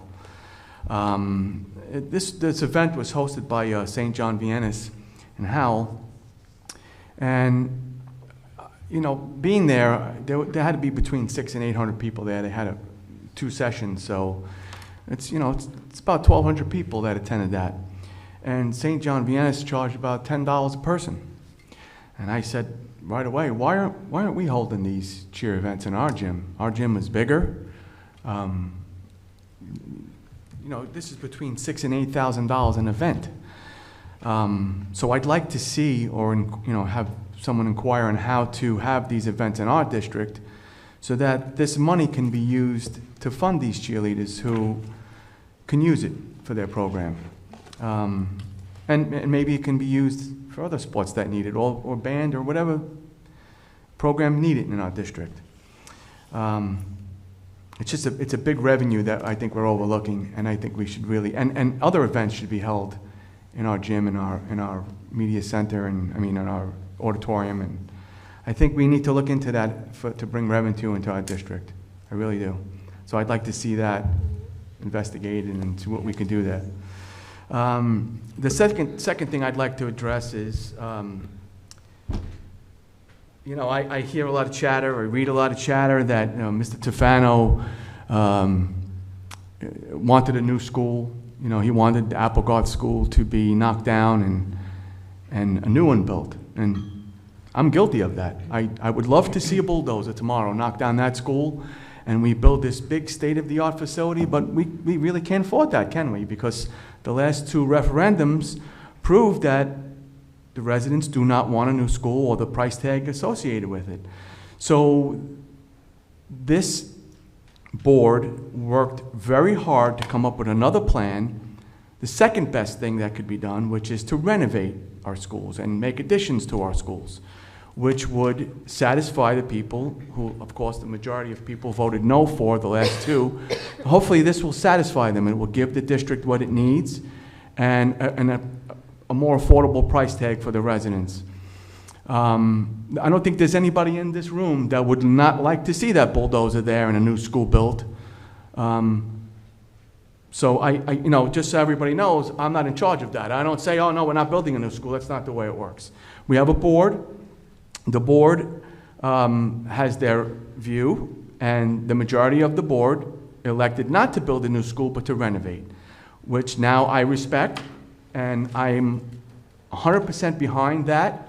I'd like to see Applegarth renovated. Of course, again, I'll repeat myself, I would love to see it as a new school, but we have, residents that don't want that. So we have to adjust our goal and make it more affordable for the people. And hopefully, they'll get out and vote for it. And I would also like the same people who are opposed to it, they have every right to be opposed to it. It's their right, God-given right. The most precious right we have in this country is the right to vote, and they can vote no for it. But I'd like to see those same people who are voting no for it use the same energy to fight Trenton on why we're not getting the funding we deserve, and fight Trenton on why developers are allowed to move into our town, buy up the land, build all these buildings, these homes, and not contribute to the congestion that our schools see. But I don't see that fight. I've been saying the same thing for my last 3 years on the board, and now I'll say it for the next 3 years, I promise you that.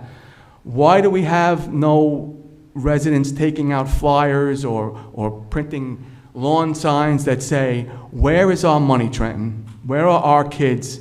And where's the funding that our kids deserve and that our residents, our seniors deserve to help this school system?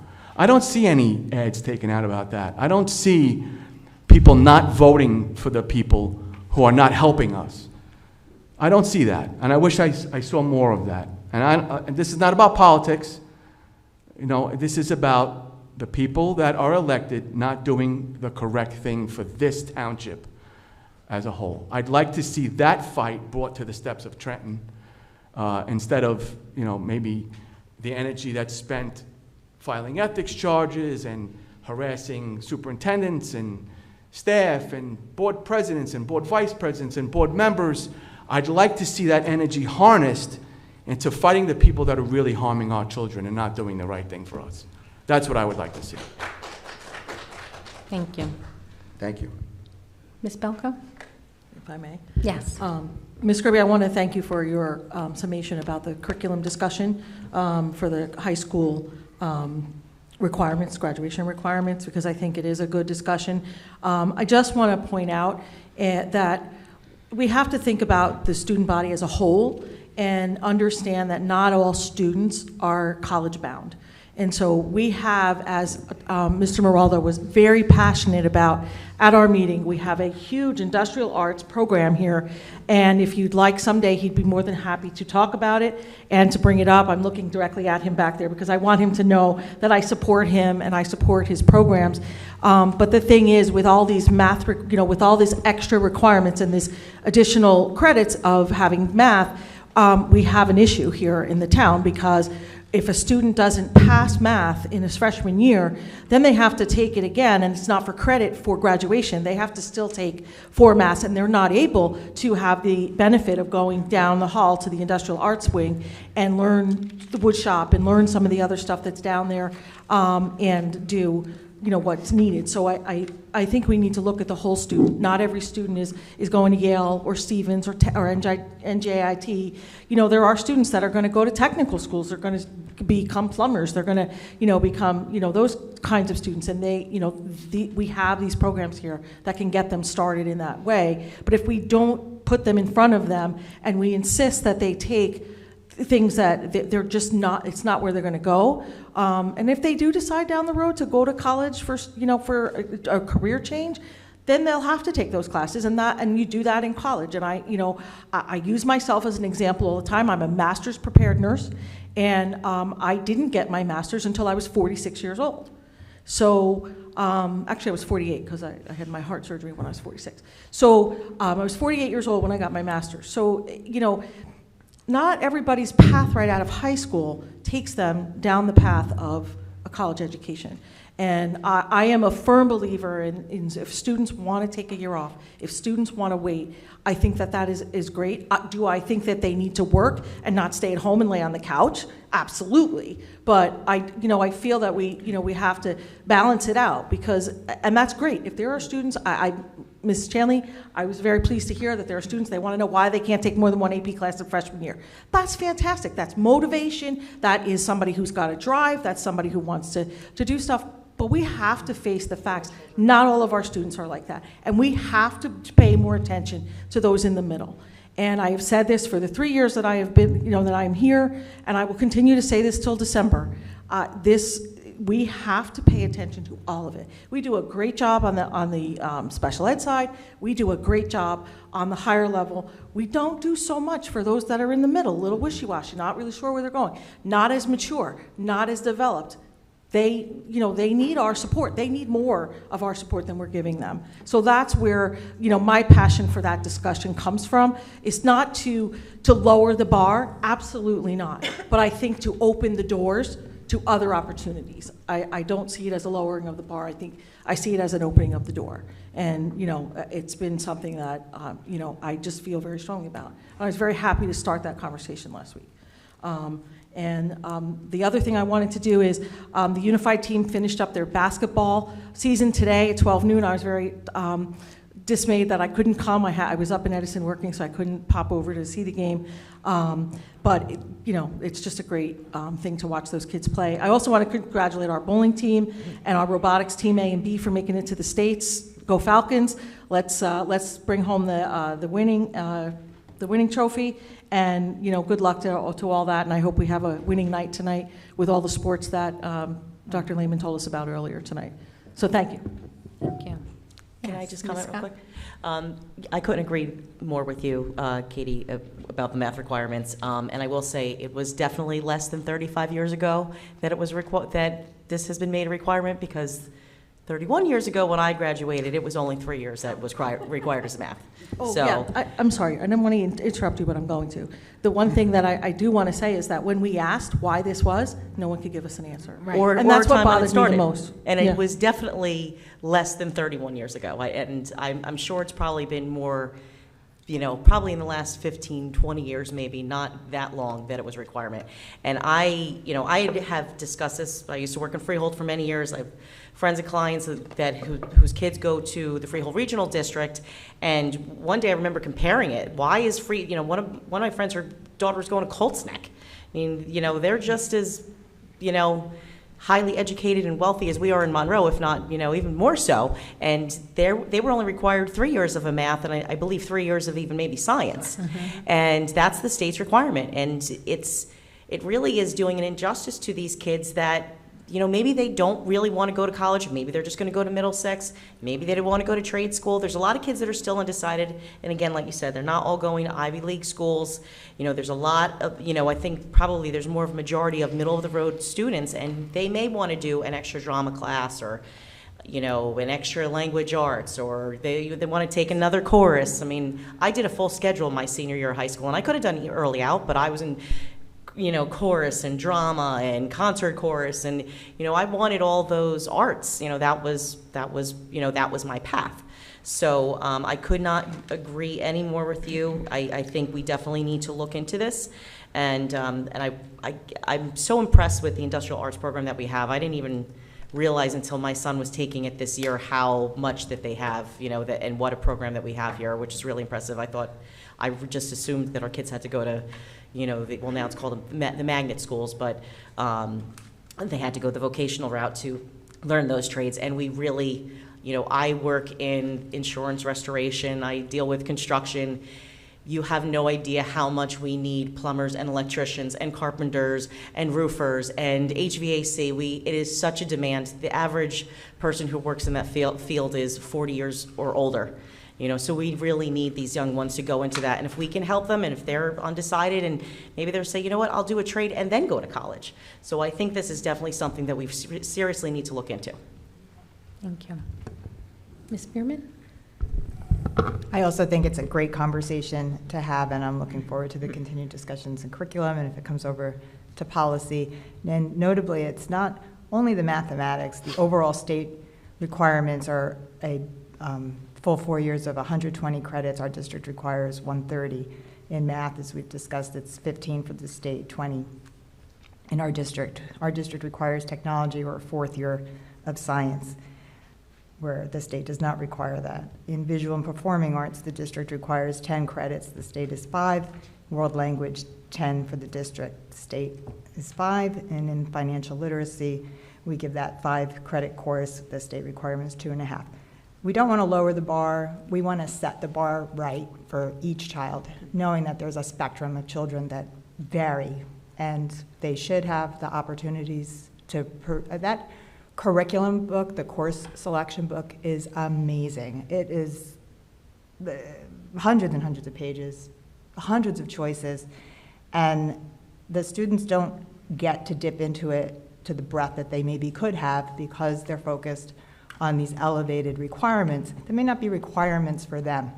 So I think my overall intention is to try and make sure that that guidance area is structured in a way that each of those children are able to get the guidance that they need to make the course selections that are appropriate for them for their path, their freshman year, and then continuously as it changes for those 4 years and they make their way into college. Because certainly they could have started freshman year with no interest in arts, but by sophomore, junior year had more of an interest, et cetera. And as things shift and change, that we're able to pivot and accommodate them and keep it open and keep that landscape available for them to pursue and explore all the different opportunities that we're blessed as a district to be able to provide them as it is.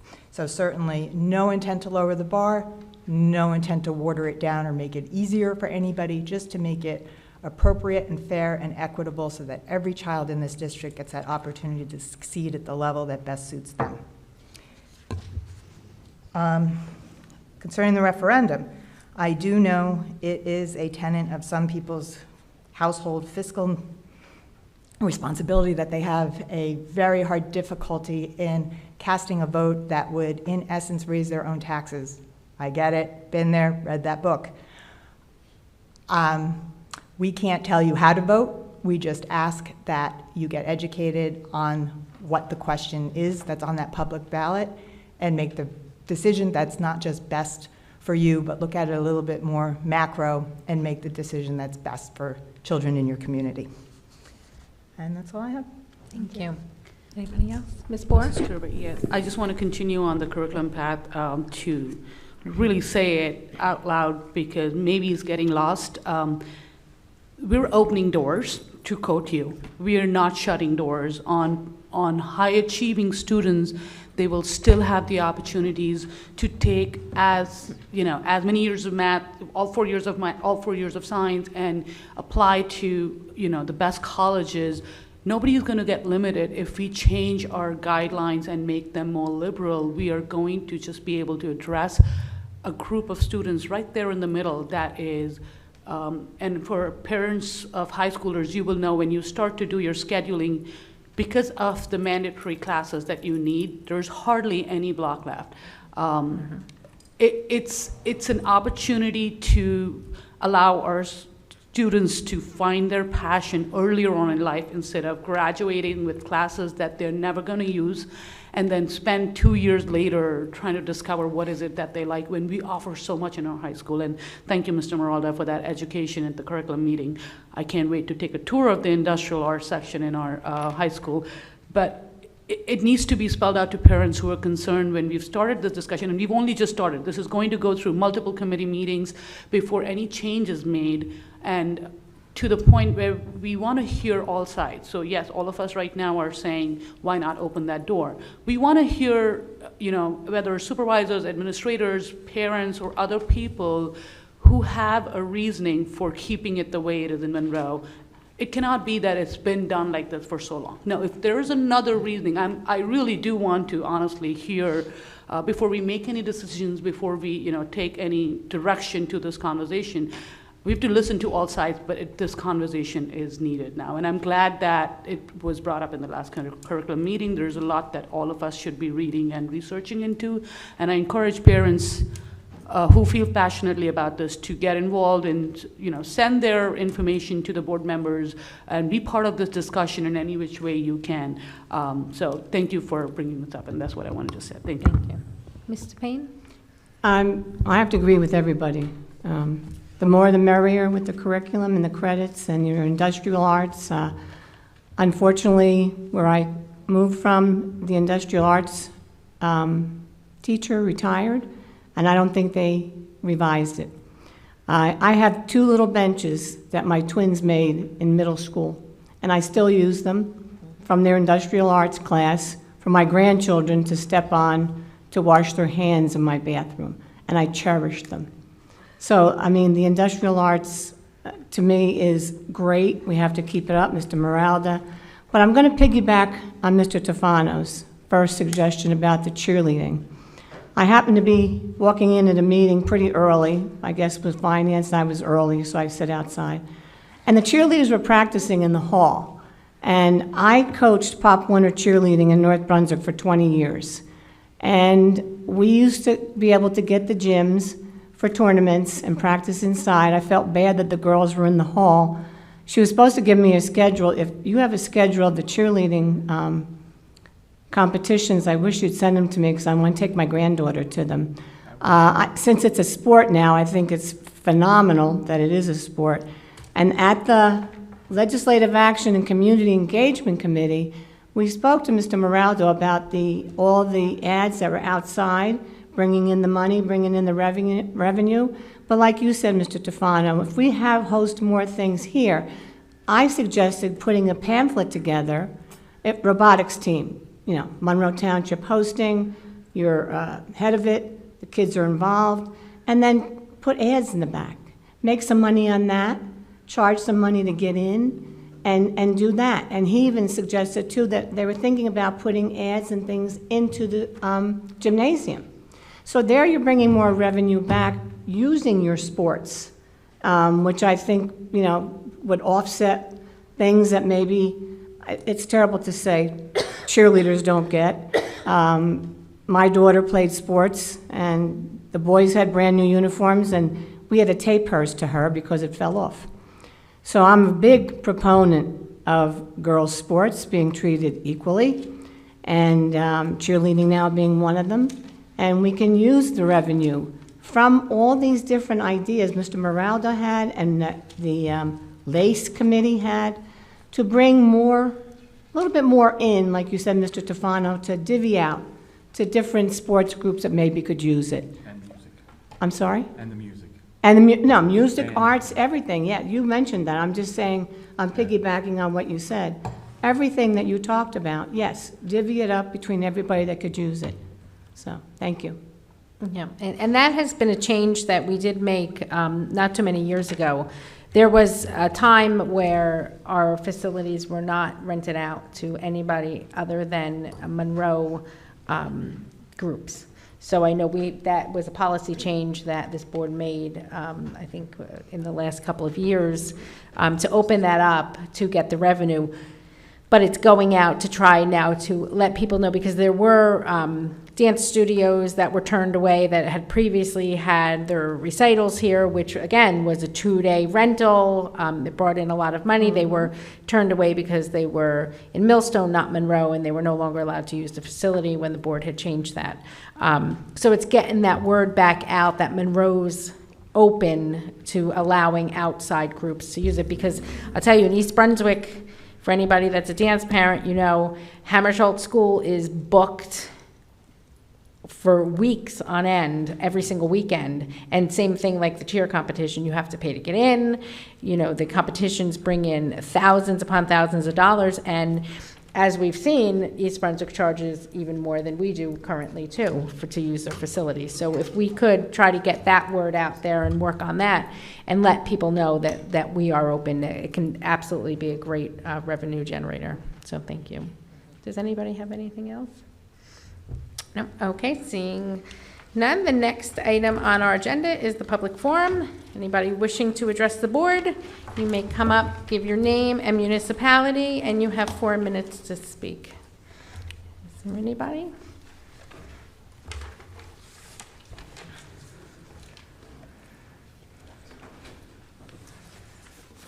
Good evening again, Linda Bazowski, Monroe Township. I didn't, excuse me, I didn't realize that the referendum was an open item in the first public forum, and my referendum questions are being answered now. I had a question, excuse me, on the website, on the district website about the referendum, the events calendar, and so forth. There were a couple of questions that came up, and the League of Women Voters in particular has expressed some concern because they've asked me to introduce the presenters at that presentation on the 27th. Will there be a presentation, or are we only going to look at drawings? Sure. Do you want to give us Okay, all well, your that's questions the first question on the Okay. referendum. Okay, second question is, will there be presenters that I can introduce to the audience? And will there be a public question and answer period at that time? Because it says here that you decided not to follow a town hall structure, and I wasn't sure what that meant. So if we could address these questions first, if that would be okay with you? If you could list all of your questions, and then we'll address them all at the end. Okay, well then my next question is, or I'll make a statement first. The Rossmore newspaper had a meeting this morning, and our board agreed that our schools will be a regular feature every month in our newspaper, as they have been, since 40% of the population in this township is senior, and we pay 53% of our tax dollars to support our schools. One of our objectives at Rossmore News is to continue to keep our community informed. The second question is, unrelated to the referendum, why are we paying a commission to a salaried employee to generate advertising, which was stated at the last board meeting? And the second portion related to that, and unfortunately to Mr. Maralda, who I happen to like a lot, is the arts department position being replaced? Because given the responsibilities that seem to be now on Mr. Maralda's agenda, that's a lot of stuff. And so we have a really strong arts and industrial arts program here, and I want to see it continue with enough support. Dr. Lehman has not had a chance to answer my letter to him of last week, and that's okay. So if that could be addressed. And then the last two parts, going back to the referendum, is What has this referendum project cost us so far? Meaning DIG, SSP, our attorneys, the demographer, and then related to that is, if the referendum fails and the board decides to promote another referendum, which of course it will have to do, are we going to be repaying these costs again? I know an election costs us somewhere in the neighborhood of $100,000 every time we have an election. And that's not something that we can negotiate. We have to pay it to the county. And I would like to make one final comment related to something that Mr. Tofano said. Having gone to Applegarth School, very proudly getting educated there, educated well there, through my school board campaign, when people said to me, Linda, will you support this referendum? At every event, I said, yes, I will. But I don't like the Applegarth piece. And I will vote yes on this referendum. I don't think it satisfies what we need, but it's better than what we have right now, so I will still support it. Okay, so those are my questions. Okay. Sure. Oop, right at 4 minutes. Right Good. before that. Right. So regarding presenters, absolutely, we will be following the same format that we will be following when we have to March 2nd and March 9th. So we are coming with, I could even give you the names, maybe I'll do that for you. We're coming with not only myself, Mr. Tague, Ms. Allen, Dr. Lehman, Mr. Moralda. We will also have let me see who else. We will have Dr. Higgins from the middle school, Dr. Higgins from the high school. We will have Ms. Smith from the middle school. We will have Ms. Graziano from Applegarth. We would like to set it up. The reason why we changed the verbiage is because there was some criticism, and rightfully so. It was not a town hall. A town hall is exactly what's going on here. It is not going to be that. Not to say there will not be an opportunity for questions. Okay. There will be an opportunity for questions. Good. But it will not be a town hall format because we'd like to have a presentation for you with a PowerPoint, a video. In addition, we're going to have 3 stations. Yes, we're going to have the pictures up, and we have even more detailed pictures to provide, and they'll be on 3 sides. We're actually going to go and take a look at the room to see how we're going to set it up. So it definitely will have an opportunity. There will be presenters, there'll be a presentation, there'll be an opportunity for questions and answers, and there will be many stakeholders that will be present for the particular event. Okay, so when I come to the Rossmore presentation tomorrow night at 6 o'clock, I'll get my advanced preview of what we're Yes, you going to see. absolutely will. Thank you. Yes, the That's very PTO and helpful. PTOs were a little bit different because there was like 12 people, different. 6 people. It's not the same format. Right, okay. But that is correct. Thank you. That answers that question. Thank you.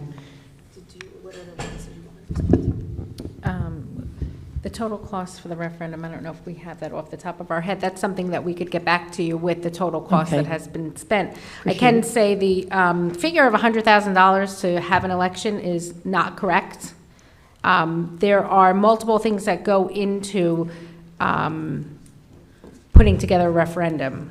But to actually hold the election is not $100,000. There's the cost to the county for the poll workers. There's the cost of the mailing.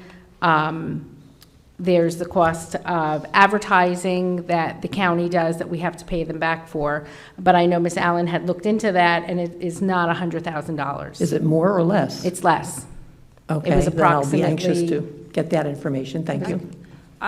Yeah, so for the first one, I think it was about 65,000, and for the second one, it was about 78,000. Okay. And our current one. And this one, We don't I don't have the there's cost really for it not yet. much Right. of a cost yet. We don't have the, we had asked them for an estimate of what it would cost Mhm. from the county. We have not received an answer yet. Okay. I'm sure, well, I don't know what it will be. We'll have to All wait right, and well, see the what they other say. costs, though, I mean, if we have to put another referendum out, whether it's in 3 months, 6 months, next year, whenever it is,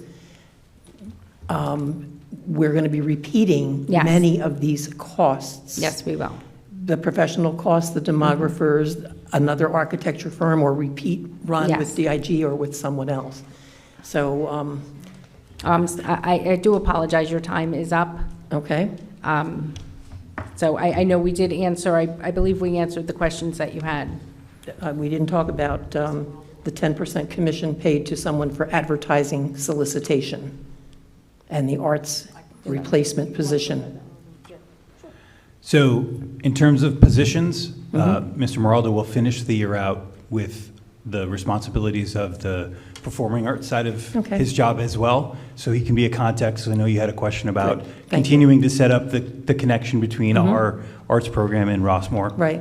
Okay. And in terms of commission, for this academic school year, there's no one approved for that. That's embedded in a different job that was already approved. So it was something we used for last year, and it was concluded at June 30th, 2022. Okay. And now we are in a new school year, and that position is included. It's embedded in someone else's current job. Okay, thanks for the clarification. I appreciate it. And may I make one last comment? No, I can't allow you to. I'm sorry. Otherwise, I will be criticized for allowing you to. I'm sorry. That's okay. Thank you. Thank you. Have a good evening. Is there anybody else wishing to speak?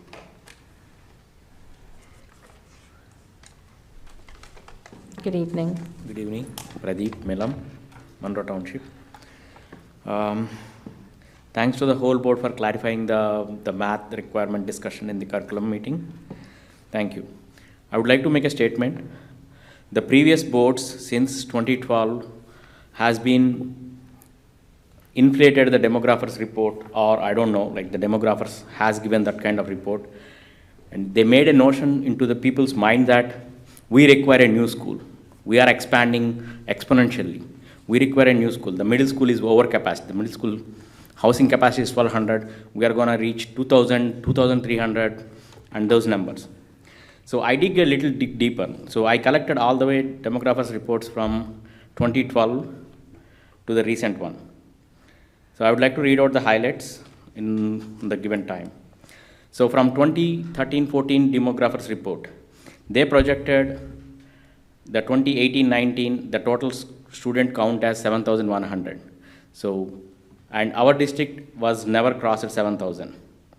And 2015, they did another demographers report.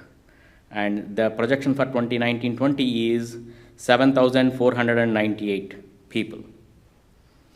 And from 2016 report, now there are two numbers. One is most conservative number, 7,342. The most aggressive number, 7,846. We didn't even cross the most conservative number as well. And February 2017, there was a new report was made. And if you take like current year, 2022-23 numbers, the most conservative number is 7,042. We didn't even reach it that. The most aggressive number is 8,320 people. We are nowhere near to that. And this is the misinformation that's been like polluted people's mind in certain way and repeatedly, so that everybody is thinking we need a new school. We really don't need a new school. We need to fix our schools. The last report I have, like prior to current report, is like, there are two reports. May 2017, they did another report. So the numbers for 21-22 is 7,063 is the most conservative one. We didn't even reach that. The most aggressive number is 8,782 kids in our school district. September 2018, there was another demographers report studied. For 22-23, the numbers are 7,032 is the most conservative number, and 8,485 is the most aggressive number. So whoever is benefiting from the new construction of the school, I don't know, but this is how the previous boards have manipulated people's mind in a structured way, so that they can think that we need a new school, we are exploding. We are expanding, and now we hit the plateau. For the last 5 years, the numbers are plus or minus 50s. That's it. So we need to fix our existing facilities. So I would like to open whoever is thinking no, because we are not building a new school. This is one of the main reasons. Thank you. Thank you.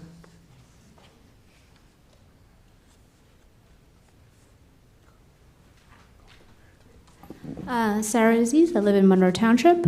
I'm here to express my opposition to the referendum.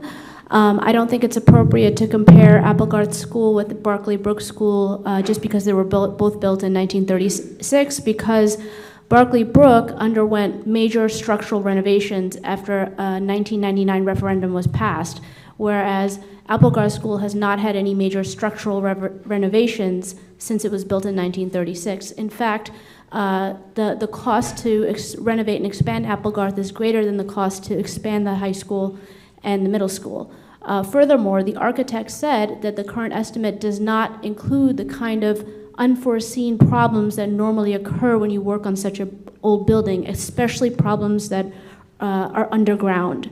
He also said that when you work on such an old building, it could potentially open up a Pandora's box of costly problems.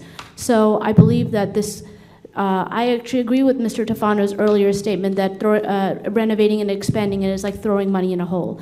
And I don't think that the failure of the last two referendums is proof that the community is against a new school, because those referendums failed with less than 20% voter turnout, and one only failed by around 145 votes. And now we have referendums in the era of universal mail-in ballots, and I think that it would be possible to pass a referendum to build a new school, and a new school will provide greater value for our tax dollars. And also, I want to talk about Oprah. It has come to my attention that there was recently a lawsuit filed against the school district alleging violations of the Open Public Records Act. For years, I've seen Monroe residents attend board meetings and demanding transparency and access to open public records. The current board president was one of the biggest advocates for access prior to being elected and made dozens and dozens of requests herself. Now, access to open public records under Superintendent Shanley appears to be the worst it's ever been. Many requests are taking months to get fulfilled, lawful requests have been denied, and many requests are coming back with hundreds or thousands of dollars in quote-unquote service charges. That was not the case before. For an administration and board leadership that loves to use the word transparency, this is not transparency. The district is now dealing with legal issues regarding Oprah, and my assumption is that it's going to get much worse. And, you know, we hired an Oprah secretary to save money on legal fees, and yet legal fees are skyrocketing. And at the monthly finance meeting, only the Oprah portion is broken out, and it's tiny. We don't know how much the legal fees are associated with the suspension and loss of our former business administrator. There should be transparency about that. And so, you know, and there's not an attorney here tonight. I think that the board should make a fiscally responsible decision and replace the current board attorneys that get paid hourly with a salaried in-house board attorney, because we're going to pay upwards of more than $100,000 in legal fees than we did before. And so I would call on the board to do that. Do you have any response? Thank you for your the comments. Thank you for your comments. So you're not going to provide any answers to questions about legal fees or comment on the Oprah lawsuit and I'm explain? sorry, I didn't hear any questions, and thank you for your comments. Okay, my question, no, I did ask a question. Are we going to get replace the current in-house attorney with a salaried in-house attorney, and why are Oprah fees why legal fees so high, and why are the Oprah requests delayed when we have a dedicated person to fulfill those requests? Why are legal fees so high? Can you provide, are you willing to provide some transparency on that? Our legal fees are Oprahable. And I know you have Oprah, they are all over the internet of our monthly fees. The details of the Oprah, of the legal fees, the invoices and the line items on those invoices are not public, as far as I've seen.